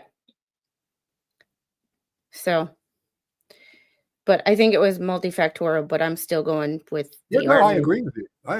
It's definitely multiple. I'm still going with the Army being the and not just the pilots, but the Army allowing that, and DCA air operations and airspace allowing route forward to cross an active runway. That's my I have a big old problem with that. Yeah, even if it was on runway 1, it would still be crossing an active runway, irregardless. How many controllers on the helicopter? That I don't exactly. It'd be 1, wouldn't it? I don't exactly know. It would be helicopter control and local control positions. So at least 1, possibly 1, other than the supervisor. So I would say for safety margin, I would say 2.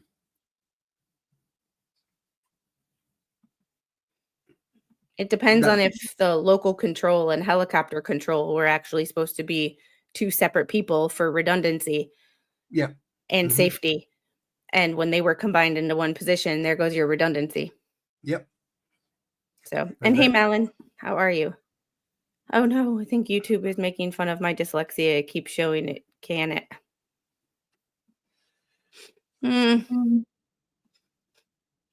All right, we're going to start this again. But guess who's wearing a suit jacket today? Ooh, someone got told off. Probably. Yeah.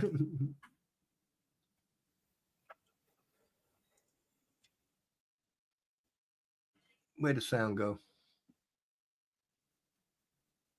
You need to maximize your screen because you're showing your computer and all the screens behind. I know. I was showing it so I could switch between screens easily without having to stop and share because I have nothing up on my. I have nothing up on my screen that's gonna. Okay. I have nothing up on my screen that's like personal, unless you want to like clean my Mac. That's my. Have you seen it? Not it. Also, not an expert. Because like I'm not an expert, but I know one.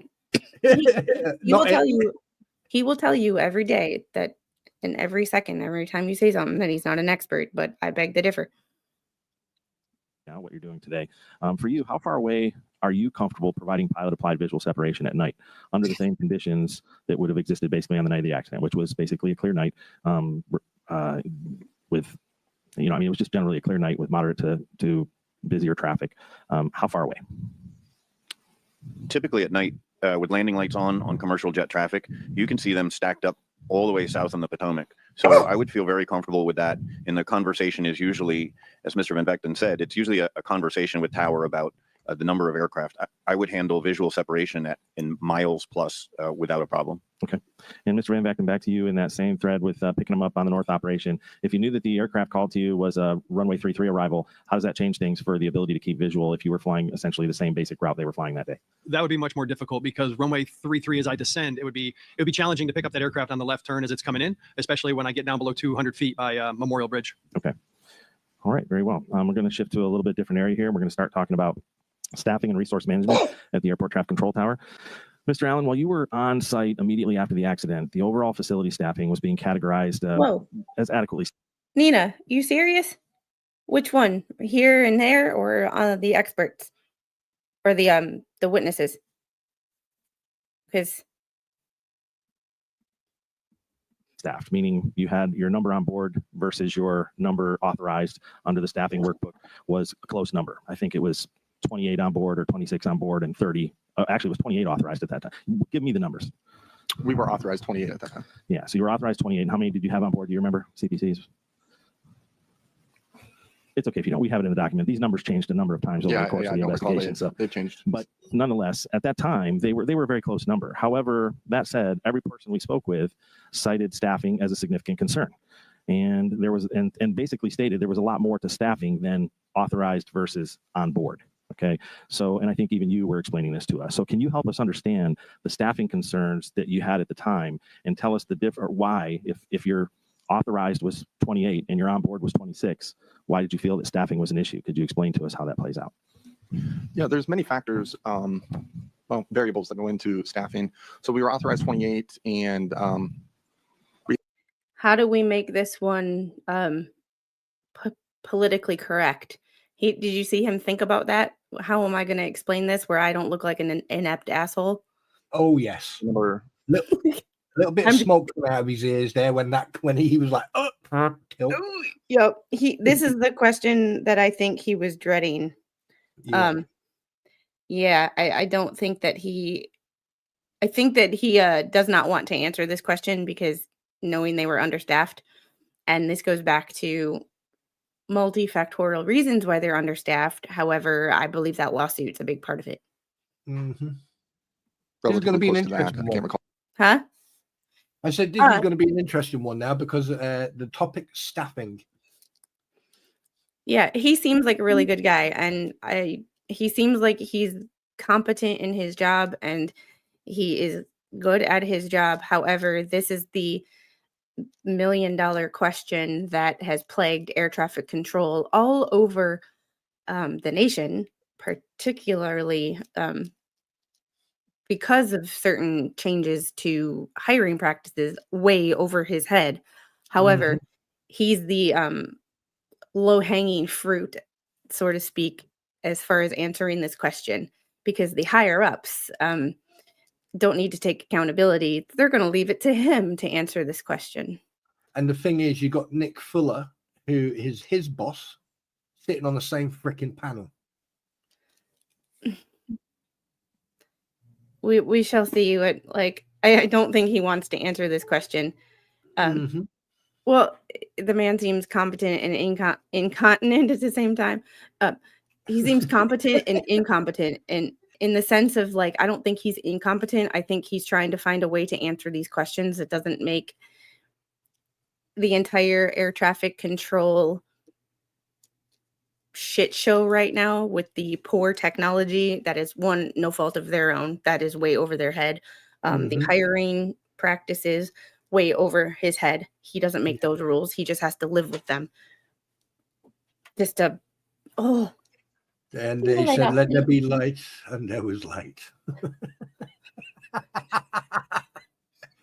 Oh my God, you just lit up like a freaking Christmas tree. It's like, don't turn the light off. So I think he is the lowest hanging fruit and he knows it. So I kind of feel bad for the guy because we'll see what he has to say though. I'm interested in this bit. I'm interested, but I'm like, oh, it's gonna be a cringy, because when you see somebody you want to like say something that you don't like, I cringe. Like I get secondhand embarrassment for people. Yeah, but here's the thing, though. If like his position, the responsibility that he carries, at the end of the day, if he was responsible for the staffing or for the staff in that ATC, then partially he is also partially responsible for the incident that took place. So that is true. There's a lot. However, playing devil's advocate, we don't have all the information as lay people watching on a YouTube channel. So he might have been asking for people and asking for people and asking for people and interviewing people. And just sometimes you interview people and you might have 100 candidates, but like only one of them candidates is actually worth the damn. Okay, then I'm going to play devil's advocate. So we don't have the information. That's all I'm saying.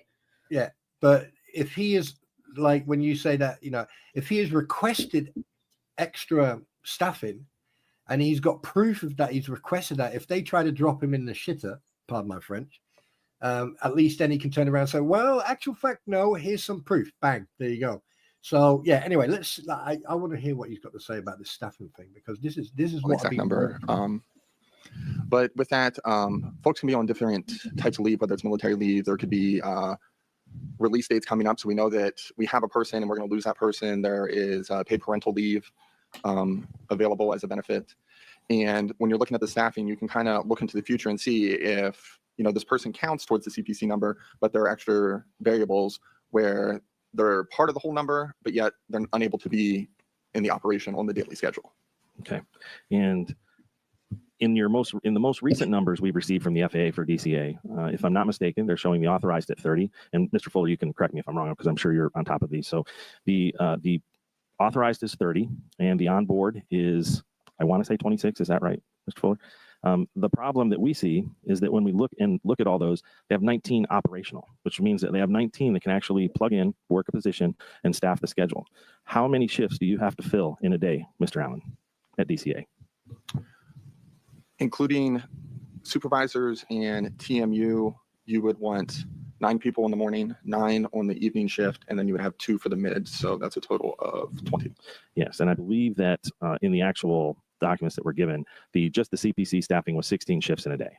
And so if you have 19 operational controllers and you're filling 16 shifts in a day, now we can start to see why probably controllers are saying staffing is a problem, right? Is that accurate? I don't want to put words in your mouth. That would be accurate. Okay. All right, thank you. And Mr. Fuller, having a much larger view of the overall staffing picture for air traffic organization as a whole, how would you categorize the staffing at DCA as compared to other like-type facilities across the NAS? Is it similar and not much different, or is there a big variance? What do you see? The staffing at DCA for a level 9 tower is commensurate with other facilities of like size. Okay. Mr. Allen, shifting away from the staffing and onto resource management, which for every. Okay, I just have I have a question, just a general question. When he said, Nick Fuller said, when they're similar staffing of things of towers of like size or facilities of like size. So my only pushback on that would be, do all facilities, so say Chicago, let's use Chicago. So say you have the same staffing as Chicago, but Chicago doesn't have all the restricted airspace as DC. So wouldn't you want extra people in DC because you know that you have a much more traffic and much more condensed area? You would want extra controllers for safety? Yeah, and also with that back and forth with that question and that answer tells me that they were not fully staffed. I mean, it doesn't matter how many shifts you got, they were not fully staffed that night. So that right there, there's the catalyst of the chain of that chain reaction that happened that night. They were understaffed. So, oh snap! Yeah, and it's like Jeffrey made a good. That was my point exactly, Jeffrey. Is Chicago doesn't have Congress, doesn't have the White House, doesn't have all the restricted airspace. So now you're taking like Chicago's airspace, and you say you have 9 controllers on a shift in Chicago. Great, that's all well and great, but Chicago is a very spread out airspace. You have the lake, so you don't have to worry about you don't have to worry about restricted airspace. You have the lake, like it. It's you don't have the condensed airspace. So say you have 100 aircraft in a space that is, let's say, 15 square miles. Well, now in DC, say it's 7 square miles. That's just a little bit more hectic. I would want extra people there for redundant safety, just to make sure that you have extra eyes on things. Like, and the fact that the government doesn't seem to care about that speaks volumes to me. Here, resource management. When we speak to that, we're talking about the actual use of available resources to staff the required positions over the course of a shift or day. And from your perspective, was the tower adequately staffed from a resource management standpoint on the night of the event? On the night of the event, it was. Okay. Wait, what? What? Wait. Whoa. We're going back this train up a little bit. And this is one of the reasons that we also don't listen to this live, so that we can slow it down and back it up and excuse me. Yeah, we're going to slow it down just a little bit. Actual use of available resources to staff the required positions over the course of a shift or day. And from your perspective, was the tower adequately staffed from a resource management standpoint on the night of the event? On the night of the event, it was. Okay. The OS had been, we noted in looking at the logs and stuff that But he had said you want 9 people in the mornings, 9 people at night, and 2 for mids. Yep. So going back to, this is where we stop and we compare and contrast what is said with what has been reported. Yep. In the I know what you're going to say. In the preliminary report, I had to bring it up again. Share screen. We just found a discrepancy. I thought they were too short. Yeah. So 9 was what he said was supposed to be. I'm writing this down just to make sure with timestamps so that like I can. That's what I'm saying. That's different than what he had already said. Yep. Like, 5 controllers at the time of the accident. Yes. So we're staffed with 5 controllers at the time of the accident, working 5 open positions: assistant local control, ground control, clearance delivery, local control, and operations supervisor. So the supervisor is looking over everybody and not actually working a position himself or herself, whatever. Did he just lie? Oh dear. I'm confused because he said, and I'm going to back that up a little bit more to where he actually said the positions, but right here it says the tower was staffed with 5 controllers at the time. This is page 10 of the report. I'm confused. Something's not adding up in my brain. Be it my brain is weird. However, so you got, okay, sorry. Something's not.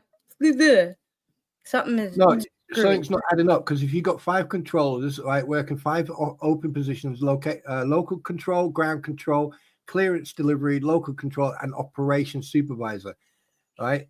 The helicopter control and local control positions were combined at 1540 hours on the day of the accident, right? Combined to whom?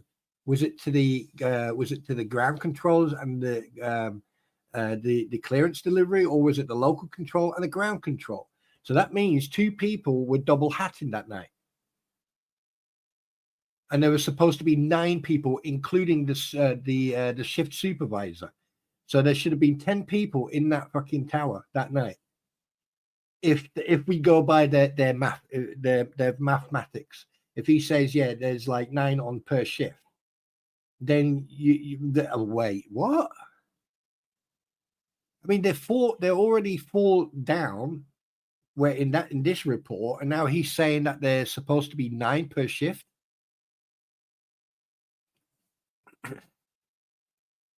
I found the and what he says is including the supervisors. So it's 6. Then you got 6 people then. well, no, you have 5 people. However, Yeah. when he is talking, he is in that 9, he is including the supervisor. Oh, so there's only 8 then. Technically, hold on. I have the I went back. I muted myself and I went back and found the timestamp of where he talks about it. So I have it right here.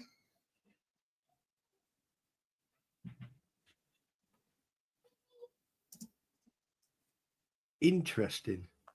In the most recent numbers we've received from the FAA for DCA, if I'm not mistaken, they're showing the authorized at 30. And Mr. Fuller, you can correct me if I'm wrong because I'm sure you're on top of these. So the authorized is 30, and the onboard is, I want to say 26. Is that right, Mr. Fuller?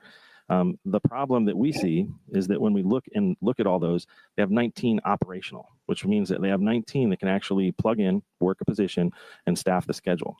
How many shifts do you have to fill in a day, Mr. Allen, at DCA? Including supervisors and TMU, you would want 9 people in the morning, 9 on the evening shift, and then you would have 2 for the mid. So that's a total of 20. Yes, and I believe that in the actual documents that were given, just the CPC staffing was 16 shifts in a day. And so if you have 19 operational controllers and you're filling 16 shifts in a day, now we can start to see why probably controllers are saying staffing is a problem, right? Is that accurate? I don't want to put words in your mouth. That would be accurate. Okay. All right, thank you. And Mr. Fuller, having a much larger view of the overall staffing picture for air traffic organization as a whole, how would you categorize the staffing at DCA as compared to other like type facilities across the NAS? Is it similar and not much different, or is there a big variance? What do you see? The staffing at DCA for a level 9 tower is commensurate with other facilities of like size. Okay. Mr. Allen, shifting away from the staffing and onto resource management, which for everybody here, resource management, when we speak to that, we're talking about the actual use of available resources to staff the required positions over the course of a shift or day. And from your perspective, was the tower adequately staffed from a resource management standpoint on the night of the event? On the night of the event, it was. Okay. But you just said you want 9 people and even said you were 16 people. So that was 7 people. So take 7, 7, and 2. Where he's staffing 16 in a day, even though he said himself you would want 20, 9, 9, and 2. He is staffing 8 or 7, 7, and 2. 16 shifts. Basic math. Right, and that's including the shift supervisor. Yes, and you only had 5, including the shift supervisor. So somebody's math ain't mathing. Yeah, because like if you've got 16 shifts with 9 people, I mean, I may have calculated this wrong, but if you got 16 shifts with 9 people per shift, that will make 144 freaking people controllers. No. Or what do you mean 144 controllers? No, you want 9 people in the morning. Yeah. For a shift. 9 people. So basically like 6 to 6, something, or like 6 to 3. Oh, yeah. Okay, I know where I've went wrong. My apologies. 3 to like 3 to midnight, and then midnight to 8 a.m. would be 2. So it'd be 20 people is what you is ideal. He was staffing 16 in a day, where it would be 7, 7, and 2. 7 a.m., 7 p.m., 7 mids, which you would already be too short. You would already be too short. Yeah. So on each shift. Yeah. Yeah, you would already be too short. Ideal is 9. He was staffing 7, and now you're combining 2 different positions, and you're down to 5. But yet he literally just told the NTSB that he was fully staffed. Oh dear. Oh dear. I don't know about you, but that's a problem. That's a very big problem because now let's see if Nick Fuller steps up. Well, I also want to see if anybody calls him out, because we know that chairwoman can be kind of testy. So when it goes round robin and people start asking questions, we're going to see if people start getting. I'm curious to see if anybody calls that, because if I figured out that something was wrong and there are people in the room that are much smarter than me, like I said, I'm not an expert. I know one, but if you include the expert, I know two. But here's my question. Here's my like little fucking spanner in the works question. If that that temporary NTSB report that we read out, where it states that you had 5 people there, including the plus the it said plus the shift supervisor, that means that they had 6 on there, which is still not enough. No. Why is this? No. Why is the operations supervisor is one of the 5 positions? Oh, okay, then my bad. So you have assistant local controller, ground control, clearance delivery, local control, and operations supervisor. Right, that makes it even worse then. Yeah, remember, the supervisor is included in all the numbers. Right. They're not an extra position. They are. Okay, I get that. Right, because then that makes sense, because I can swear that I actually heard a ATC, like there's a video where you got the ATC where someone says, yeah, we're all understaffed. So now what I would like to see and hear is if they bring up that plenary report and mention the fact that only 5 people were on shift that night, but he is saying it was fully manned. So either he doesn't know what, he wasn't there and doesn't know what he's talking about, or someone's lying. Someone is lying. Just saying. I'm just saying. I'm just throwing it out there. I'm just throwing it out there. I don't. The math between what was written in the preliminary report of who was there, combined with what he says he staffs, and that he was fully staffed, somebody was missing.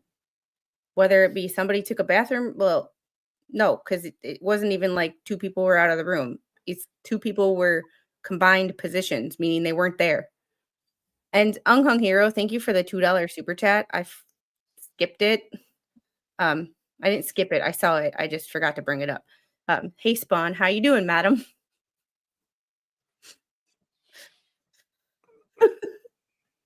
Getting that kitchen unhung.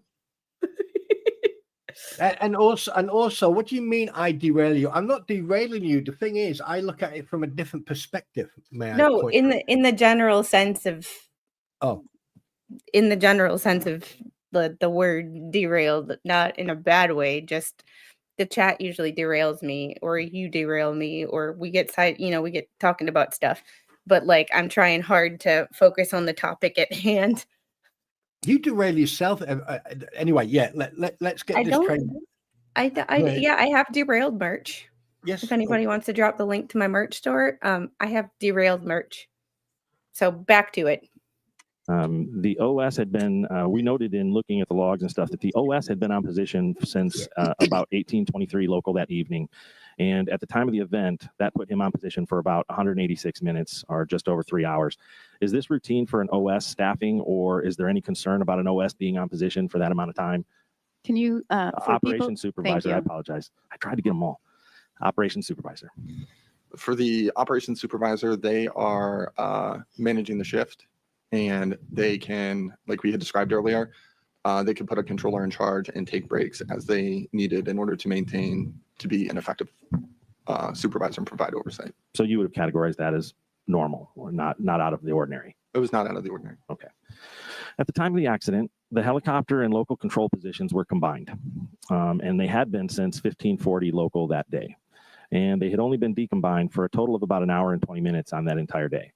In your SOP, in the standard operating procedures, it states that helicopter control should normally be decombined between the hours of 10 o'clock a.m. and 21:30 p.m., Monday through Friday. It further stated that the operations supervisor or controller in charge has the discretion to combine or decombine helicopter and local control positions after considering a list of about 7 items that are listed in your SOP. One of the factors to consider in that is helicopter traffic volume within the DCA Class B airspace. Is there a particular threshold of helicopter traffic volume that would warrant combining or decombining the positions or combining the positions, or is that completely up to the discretion of the supervisor? How does that work? For helicopter volume, it is subjective to the person providing the services. So I may be able to control 5 helicopters and it be no volume for me, and maybe you could only manage 2 or vice versa, whatever that may be. So it's subjective to each controller as to what volume is to them. Okay. And when you read the SOP, your interpretation of its current writing of most, let me rephrase it again, should normally be decombined through those hours. How much liberty do you expect an operations supervisor to take with that? And what I mean is, are there particular things that you expect? Oh, no, Jeffrey, they were only decombined. They were only separated for an hour that day. They're not technically supposed to be combined between 10 a.m. and 9 p.m. And yet here we are. So one more strike against ATC. And there's my merch store. I do have merch. Helicopters are loud, very high volume. Oh, gee, with the dad jokes. I got to work on not being so easily amused. Come on. Yes, I expect them to do it for training, or if it's required and they meet all the other guidelines. I guess I'm just struggling a little bit. Let me ask a different way. Did an hour and 20 minutes for the full day seem off to you? Would you expect that helicopters would have been staffed more on that over an entire day? No, there's many variables that go into making those decisions. Okay, such as? The list that's referenced in the standard operating procedure throughout the day. So we just previously discussed staffing. So if staffing, if folks are out sick or whatever may be that we don't have the appropriate staffing that day, we may have to prioritize and adjust our resources in another direction. There could be weather, multiple factors can occur at any time, and we have to adjust our priorities in order to continue to provide a safe and efficient operation. Okay. And we read in the SOP, correct me if I'm wrong on this, but I believe it states in there that when combining the positions, the operations supervisor or controller in charge will annotate this in the facility log with the time and reason when helicopters is combined during the normal helicopter hours. Was that still the policy on that day? I don't believe it was on that day. It had been, that language had been removed sometime before. Okay. All right. I might be mixing up 2 versions there, and we'll check to be sure. How do the local control and helicopter positions coordinate when they're decombined, when they are separate? When they're decombined, they can coordinate utilizing point out feature and scratch pad entries on the radar displays that they have, or verbal coordination. Okay. Does a facility track how often positions are combined and decombined as a metric within the facility? We have the ability to, and we do review staffing and resources. Okay. Do you recall, I think that, historically up until around 2023's SOP change maybe, or something like that, or was it 24, when they actually went to should normally? Prior to that, it was a mandatory, I think immediately prior to that, it was mandatory unless it was IFR, the OM could approve, or the supervisor could approve combining during IFR operations or instrument flight rules when the weather is such. Since that was made, do you know, did the facility monitor that at all to see if we were opening the floodgates to just not having to staff a position, or were we still trying to staff it as often as possible? When I read that as should normally be staffed during those hours, that barring extenuating circumstances like the ability to conduct training or a staffing shortage on that day, or IFR conditions, which I don't have any helicopters, then I expect it to be staffed, right? That's the way I look at it. Others will view that as, well, it's my discretion. If I didn't feel like it was really needed that day, I just cannot do that. I'm just kind of wondering if the facility monitored that in any way or had discussions as they made that change to ensure that the understanding was that controllers, you still should be staffing that as much as possible outside of those exceptions. The meetings that I conducted with the supervisors was they did have the discretion as it is written in the SOP, and that we discussed resource management and how to be dynamic in how you utilize your resources. Like we had discussed earlier, there's staffing concerns, there is weather moving in. There's a big push for training and folks to get trained so we can have more CPCs to alleviate these other concerns. So there's never just one factor that may not allow the position to be open or to allow it to be open. It's usually a multi-factor dynamic decision. Okay. Can you pause for a Yes, second? absolutely. OM is operations manager. CPC is certified professional controller. There was another one somewhere in there. Just a lot of people are very interested in this, particularly the families who may just not have aviation experience. And I know it's going to happen if we can try. Yep. That would be helpful. Thank you. Thank you, Jennifer. When the positions are If I were the families listening to this, I'd be pissed. Like I don't know if I would be able to maintain a professional face. That's one of the reasons I sit in front of my computer and I do this, because it doesn't matter what face I make, they can't see me. But I don't know if I'd be able to let my anger at their ineptness not show. I like I said, once I get an attitude, if in my intro, it takes 3 to 5 business days for my face to go back to normal. I don't know if my face would ever contort back into its original RBF after this. But she specifically said on day 1, do not use any acronyms. And OM and OS kind of seems simple, but when she asked a specific question for a specific reason, and here people are not doing what she asked. So you can see her face start to turn red because she's not happy with any of this. And not just that, not just that, but also everything that we've just heard in the last 10 minutes.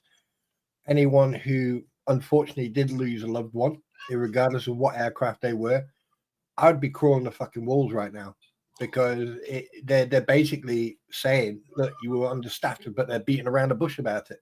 Just get to the fucking point and say it as it is.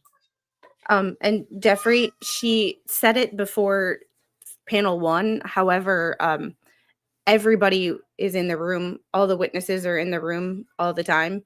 They've been asked not to leave because they are subject to recall at any time. So they are all present.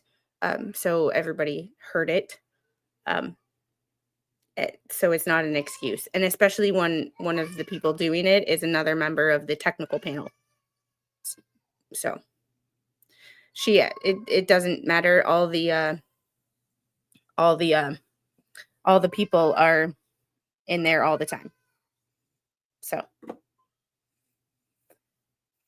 but one of the people using the acronyms is someone who's literally on the tech panel and in there all the time. Are combined, specifically local and helicopters positions, when they are combined, how does the operation change in the tower? The operation changes in that the local controller with the combined position is now developing the whole plan for the airspace. They're not just looking at the runways, they are scanning further out and taking in more information and managing the operation accordingly. So do the roles or even duties change for the other positions, like the assistant local controller? No, it doesn't change. No. Okay. And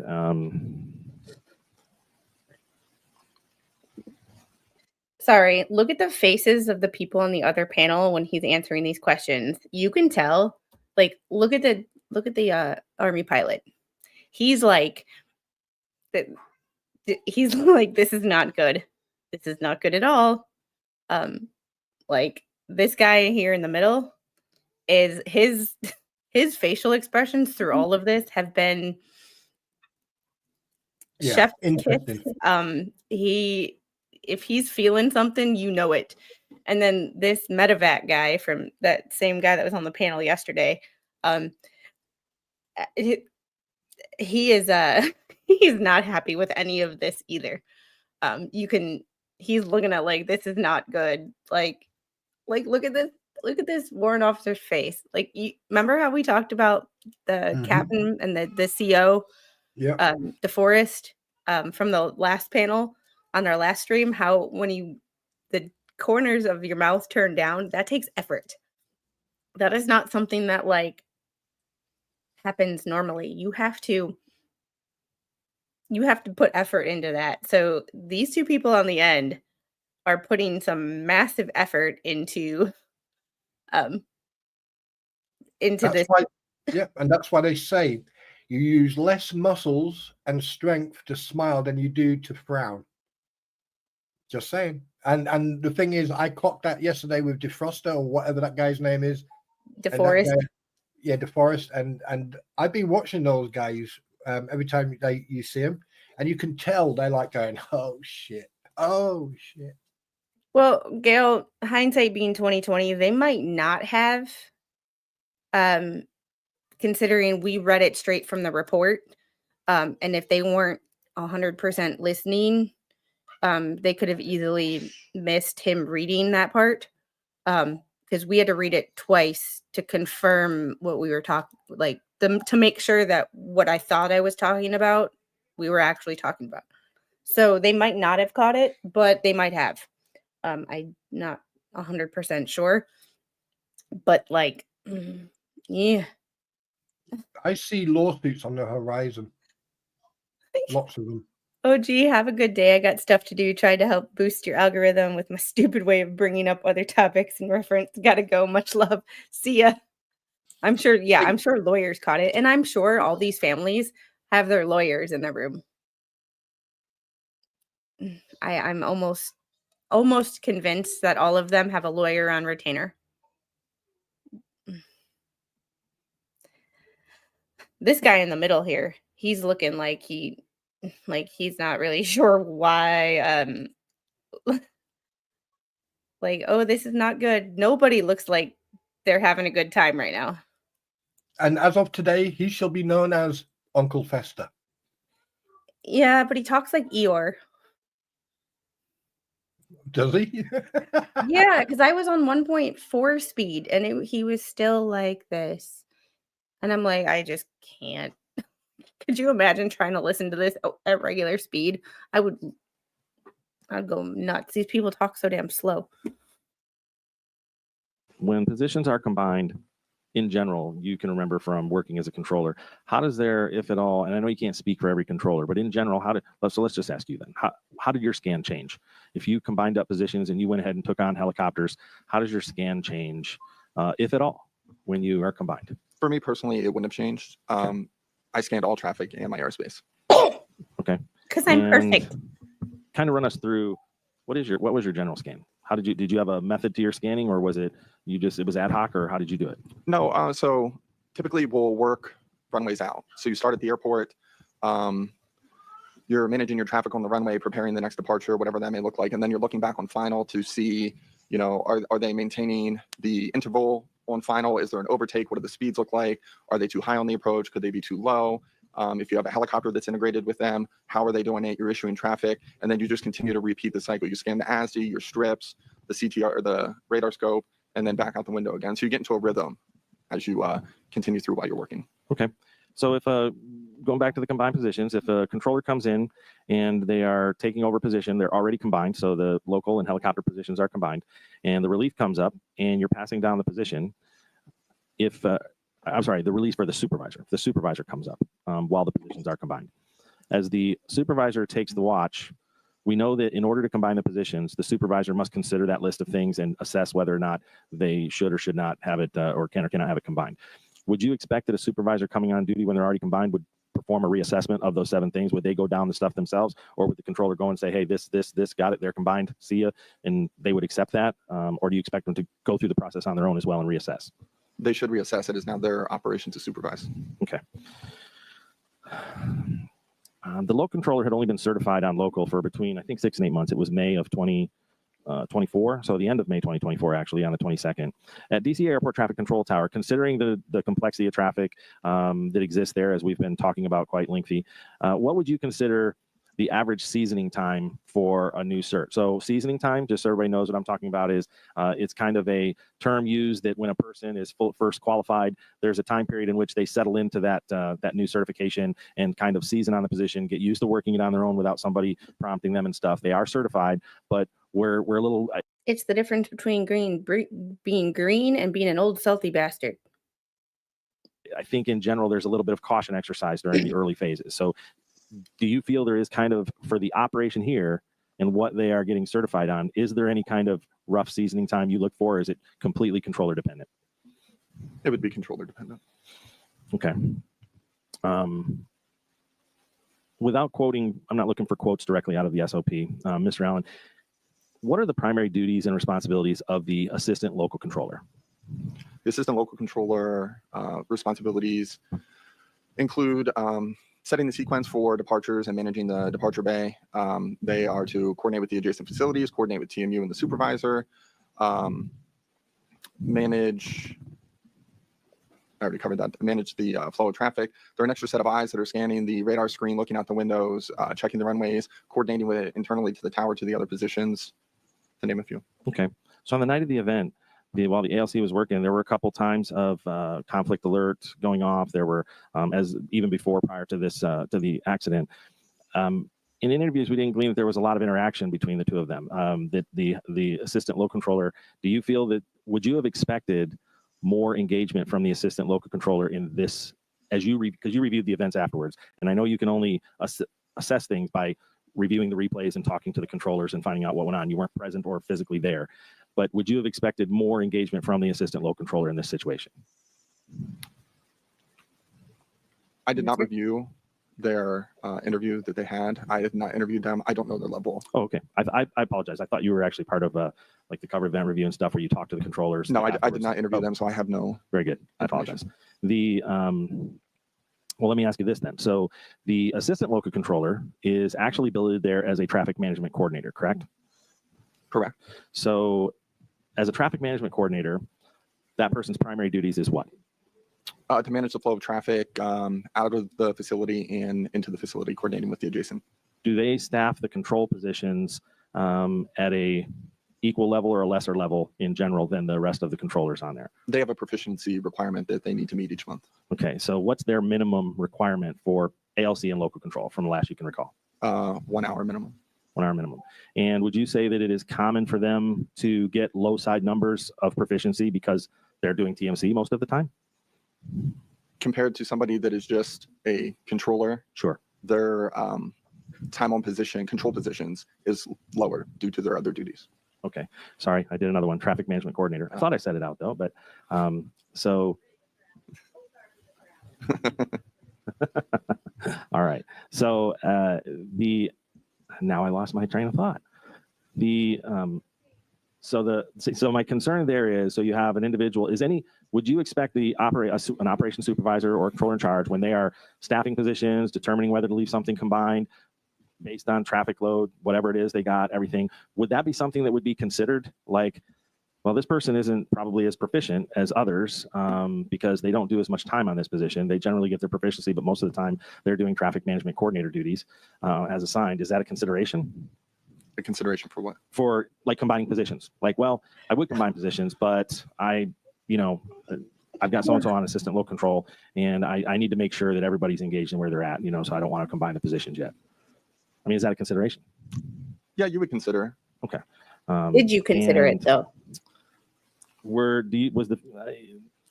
the night of the event, on the week of the event, we learned that the assistant local controller in this case had just returned from a vacation. They were on a vacation for a little over a week, as I recall, and they were. This was their first shift back to work. Is that something that should be considered by a soup, or that you would expect to be considered by the soup? That hey, they've been out of the operation for a week and they got to jump back in and get used to it real quick. Let's do whatever. I mean, would you kind of slowly in, or is it just kind of you're back to work, go to work? It would be the person is certified on those positions and returning back from work, getting on ALC would be, or assistant local control would be a position where they're not actively working a control position. So it would be a way to, get back into the swing of work. So in this case, it would be an appropriate measure to ease them back in your opinion. Okay, good. And That's all you had to say. He's answering these questions in a way that's like, just answer the question. Would you put them in a position where they could get back into the swing of things, or would you throw them in the deep end? Oh, bless him. He's just mansplaining, for crying out loud. Look at his beard. I'm so sick of people mansplaining to me this week. Jesus. And my comment section have been mansplaining central. Yep. I mean, the thing is, the questions that guy's asking this guy, I'm loving it because it is showing you the issues that actually exist. There's no buttering it up. There's no buttering it up or hiding it. Basically, ladies and gentlemen, this is what going on behind closed doors in an ATC. Here you have it. Bad duck. So judgy today, Squid. When am I not judgy? On Sundays when you're asleep. That's true. Yeah. I haven't been sleeping real well this week. Like, I don't know. Or when you're training, you don't judge people. That's true. Yeah, see. Yeah, and when I'm training, I don't judge people. Well, when I'm posting my training videos and I'm getting mansplained to about how I'm wrong about an exercise that I've been doing for 8 years, and I have a degree in degree with an emphasis on kinesiology, anatomy, physiology. And I've worked with everybody from a person who had a stroke, a heart attack, can't get out of bed on their own, is maxis to sit up at the edge of the bed, to Olympic athletes. I've actually dated an Olympic silver medalist, by the way. Oh, petty train pulling in. Oh my God, here we go.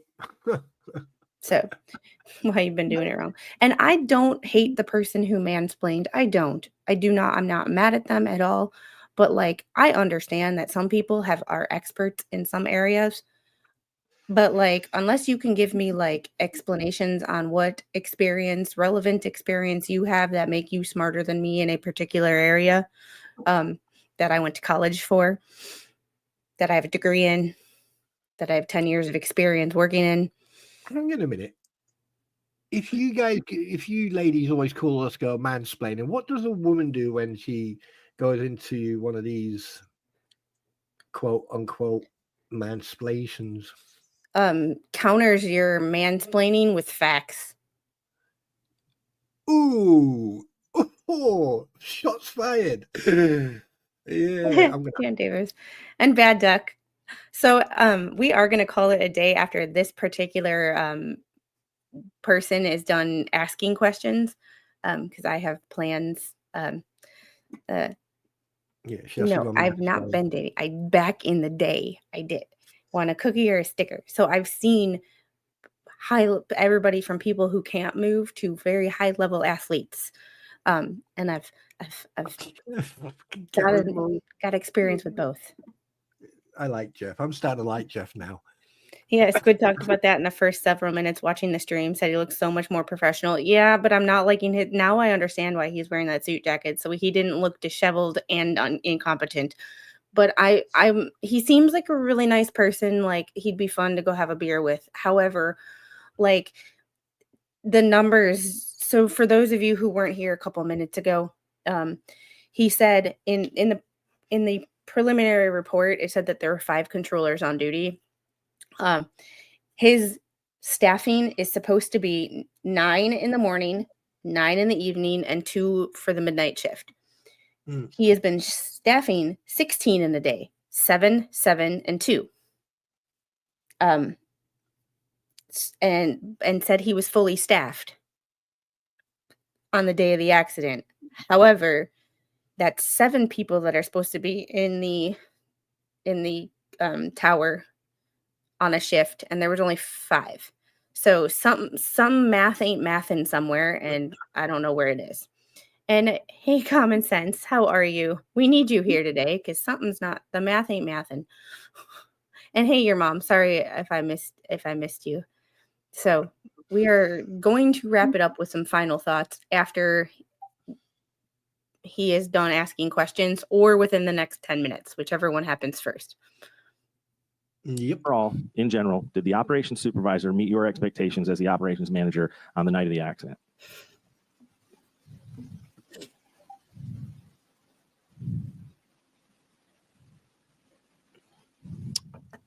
repeat the question again? And your mom, staffing, this is not government budget cuts. For those of you who don't know, there is a lawsuit against the Department of Transportation in relation to ATC hiring practices that started back in 2015. So this is not a new phenomenon. This is just a phenomenon that hasn't been fixed in a decade. So, do you know this could be a groundbreaking case? I'm just thinking. One second, a minute. yeah, do you want to know the interesting part of it though? In relation to why the judge in a certain case is so pissed about the docket being flooded with useless paper. This case is 10 years old and only has about 200 documents. We are almost to 200 documents in federal one that is only a year and a half old. Sure. And you know something? It's just dawned on me. This case right now, this NTSB case right now, could be groundbreaking in regards of the across the board in the United States for the ATCs and training and God knows what else. This could open floodgates for lawsuits. This could open up changes in training, and maybe it would it would escalate the budget situation up to instead of being secondary to primary. So they basically pay more attention to, updating the equipment, getting the training done. But anyway, let's just carry on. We'll do these final thoughts on it. Yeah. Okay. On the night of the accident, did the operations supervisor meet your expectations as the operations manager during that night while he was on shift at the time of the accident? Here we go. Cricket. So I'm asking, considering all the things that person is responsible for, the combining of positions, the traffic management or the monitoring of traffic complexity, density, how much traffic was going on, getting people in and out, training, all these things, was he meeting the expectations that you have for the operations supervisor at that time? Yes. Okay. All right. That's all I have for right now, and I'm going to pass it along to Sarah. Thank you, Brian. Good morning. Mr. Fuller, I wanted to ask a couple questions All right. that Brian was. So we are 1:15:50. I'll write it down just in case I forget or I lose my place and decide to close it, because that happens. Final thoughts on what we've heard today. Sweet baby dumpster Jesus. I'm floored by what was said today. I am absolutely the math ain't mathin'. And for him to sit, I'm sure he's a very nice guy, but right now, he is my least favorite person in this entire room. To say that you were fully staffed when you're supposed to have 9 people per your SOP, you were only staffing 7. And then in the preliminary report, it said that you only had 5 in the tower at the time. And you had 2 positions that were combined. Something ain't mathin'. The math ain't mathin' somewhere. And I just, it's not hard math either. It's 9 + 9 + 2. It's 9 + 9 + 2 = 20. It's 20 = 16. You got to do the math on that. 7, 7, and 2. You have the perfect sticker for me. Oh no. Hey, Southern Red Sox girl. I haven't seen you in so long. Where you been? How are you guys? Oh my God, I haven't seen you for a long time. Yeah, the math ain't mathin'. And this right here, I'm glad the truth is coming out, even if it's not directly said and you have to read between the lines. And that is why we are doing this. Not because these are easy to listen to. Some of the things that people say are boring. But then you get this tidbit of information and you're like, wait, what did I just listen to? That's not what the preliminary report said. You just said, yes, you were fully staffed, but you said fully staffed is 16 people in a day. The math doesn't, 5 doesn't go into 16. The math just doesn't. And he's sitting there saying, yeah, we're fully staffed. And it's huh? No. You're 4 people short. Like, even for an AO that don't math and they don't do math. Mm. If Mr. Squid was in the room, I'd ask him if AO's mathed. Like, oh my goodness. But before we get going, Spawn, your final thoughts. I've got 3 points, and some people may not like what I'm about to say. Looking at the reports that we read previously and listening to what we heard tonight, I think this is going to be a ground breaking. This is basically cracking all the nuts open. This is actually going to show the public exactly what actually goes on behind closed doors, which I think is a good thing, because maybe then people will want things to be done, instead of just putting it on paper and talking about it all the time. The budget and the money. This whole lawsuit about the different people being employed. At the end of the day, it doesn't matter what ideology or what cultural background you got, as long as you can do the bloody job and you can do it properly. The second point is the fact that he just been blown out of the water. He's been blown out of the water so much that he's gone from seaman to space cadet instantly. But I'm glad that has been done, because now, it's going to open up a door to ask more questions. Why was it not staffed? What was the problem? And the third thing is, we've got so many faults on every single angle. I mean, technically, the CRJ, you may as well take that out of the equation. Just remove that completely out of the equation, because at the end of the day, they were just doing exactly what they were supposed to do. And unfortunately, the incident happened. So you got ATC, you've got Pat 25, you got the Army, it's all that corner. So personally, I think the CRJ, we just need to remove that from the whole topic. Yeah, I'm gonna be very interested to see, because that was only one person asking questions. That was only the first person asking questions. We still have all of these people at these 6 tables: the Army, Airline Pilots Association, PSA Airlines, the people who actually lost their pilots, their friends, their coworkers. Yeah, and that's one thing. We all need to prioritize that a lot of people, including young people, lost their lives due to this negligent incident, and we need to remember that. Yeah, and families and I appreciate the fact that today they have not yet, an hour and 15 minutes into this, have not panned over to any of the families. I think somebody got ripped a new one yesterday or the previous day when they did this.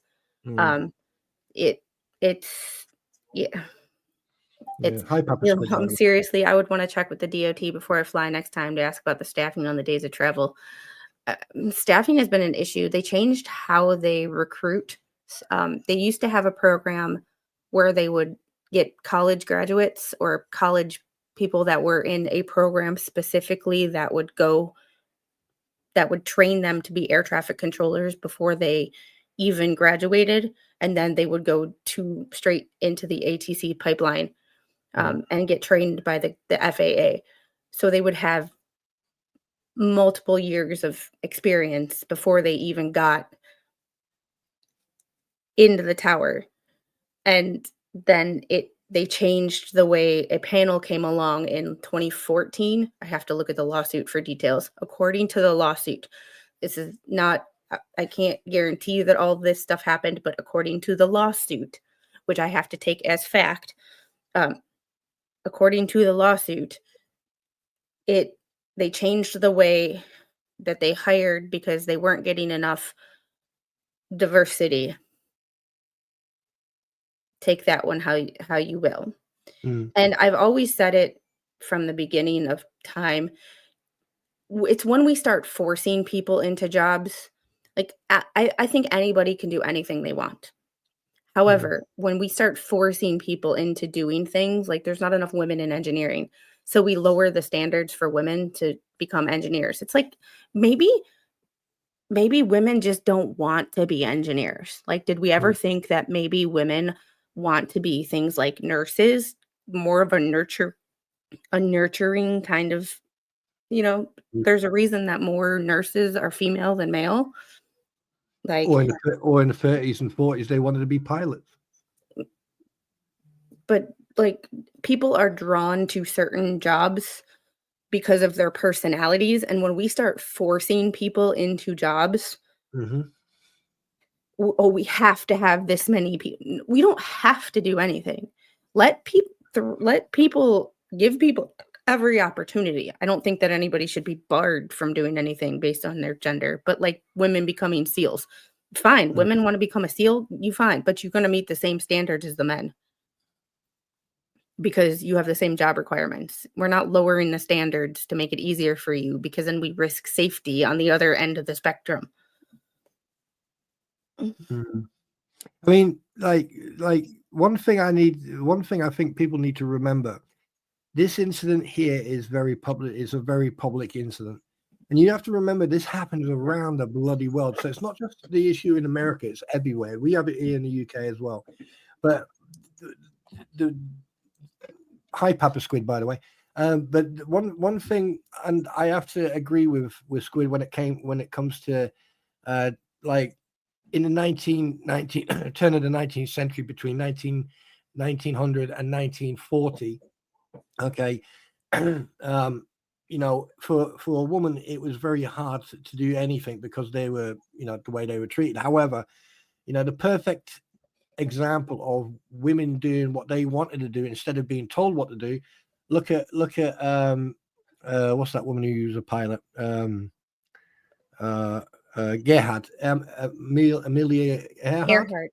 Yeah, and when she traveled to different countries, when she was doing a trip around the world, right, she would fly to certain countries, and then a couple of years later, suddenly you would hear about young ladies who decided to become pilots. And look at here in the UK, for example, between 1920 and 1945, how many women pilots, women flying Lancaster bombers and Spitfires and stuff like that. It happened in America as well. Yeah, there was a whole squadron of just females in World War II. Be it they weren't given the credit until like the 90s. However, they tested the planes and flew them out to the men. When they got a new plane, they flew out to the men. There's a whole, I can't remember the name of the squadron and some of the people, but there's a whole episode of Expedition Unknown about that squadron of all women. And it's not that women can't do anything, because I'm not like, I am all for equal treatment. I am not for special treatment. There's the kicker. I mean, the biggest thing that pisses me off being, I'm going to be that typical bloke. What pisses me off, right? You should be treated by the ability to do your job correctly. No one is perfect. No one can walk into a training program and then walk out and they're like a bloody robot. Everyone will struggle to go through certain training. However, if you should be judged on the ability to do your job. Say, for example, if you are just there to drive a tug around and take a plane, you should be able to know how to move that tug forwards, how to move that plane without the wings clipping anything else, and also reversing. Right, reversing a vehicle with a trailer it confuses your brain, and people should be judged on their ability, their academic ability to do the job, not on their sexual orientation, their ideology, or their cultural background, or anything. It doesn't matter where you're from, who you are, or what way it swings. At the end of the day, it matters that you can do the job correctly and you understand what you are doing. Yeah. With that, we are going to call it a day because I have to get going in a few minutes. But I have us set up to redirect to Captain Kern. He is doing day 3 of Maker Talk Live and also his Stand Up to Cancer campaign. So if you can, go over there, drop him a like. if you have any extra Starbucks money, he has links to donate to Stand Up to Cancer directly. So it's not a super chat, and it's a legit fundraiser for Stand Up to Cancer. It is in day 3, so it doesn't start till 6 p.m. However, go over there, drop him a like. He has the links loaded in the description of the video for you if you would like to donate. And if not, just giving him a like and sharing that stream will help a lot, because we all know somebody who's been affected by cancer, and we know how much it sucks. So can I just say so very quickly? Right, Jeffrey, sometimes I fucking love you, man. Yeah, I tell you what, I really do. I mean, yeah. I'm not chatting. Actually, I'm full of weight. I've been editing all day. But guys, when you do go, let me just say something. The big C is one of the biggest issues. Look, if you can do something and you want to help Captain Kirk, then please do. Okay. Other than that, Squid, thank you so much for having me on again. I appreciate no problem. Like I said, Wednesdays are always our planned day, but these are hearings there's 3 days of 10 hours a day to get through. So I'm doing them more, and on days when I decide to do a little more, I shoot Spawn a link, and if he can hang out, if he does, and if he can't, he says, I'll catch you on the next one, and no harm, no foul. Yeah, because sometimes I think people just want to see and hear your lovely voice, and they don't want a sexy voice then interfering and all that. So, what do you mean? What was that for? What was that for? What was that? My lovely voice, yeah, Southern Youper. Yeah, we'll go with that. Spawn is good people most days. Oh, your mom, I can assure you. From what I'm not even going to get into that, because so far it's been calculated that there are 278,000 ex-former members of the armed forces. They're not very happy because something's happened with certain charity organizations. But anyway, we don't go. And I will be doing a members only stream tomorrow. Doing some more Reddit stuff. So if you aren't green in the chat and you want to be, hit that join button. It's only $1.99. What's this Reddit? Reddit is it's a cesspool, but it has a bunch of threads like "Am I the a-hole?" and there's one of petty revenge. We were reading petty revenge stories yesterday. It was so much fun. Oh no, I know what Reddit is, but I was just wondering what you were talking about. Oh yeah, we've when we need a break from the serious stuff, because we cover a lot of serious topics on this channel. Yeah. NTSB stuff, aviation stuff, court cases. We cover a lot of stuff. Every once in a while, we just need to have some fun. Mm-hmm. And we were reading Reddit petty revenge stories yesterday, because that's hilarious. Hilarious watching people with petty revenge. Why is there so much toxicity and pettiness? I mean, people just need to, Hey, I'm petty. Well, not the way you're not petty. Well, I mean, depends what day I catch you. Like Wednesdays, you're all right, but the rest of the week, it's just, oh my god. And that's why I was feeling petty yesterday, because I made a connection with a person that I will not judge. However, I made a connection between something that was said in a chat long ago, because I was going through screenshots and I was finding things, and I was just in a petty mood, and I'm like, let's read some petty revenge stories on Reddit. And I was like, by the way, when she says that, she is really petty. Just so you know, just thought I'd let you know. Oh, as long as she doesn't have a frying pan, it's all good. Like, don't say that too loud. Tomorrow, members only. Go quick, become a Tentacle Nation member for less than $2 to do it. Members only stream Saturday, and it'll probably be around like noon, 1 o'clock. Nothing like, it'll probably only be like an hour. Ask me anything /Reddit. We might read some actual, get into some revenge stories that are not petty revenge. They're the ones that might not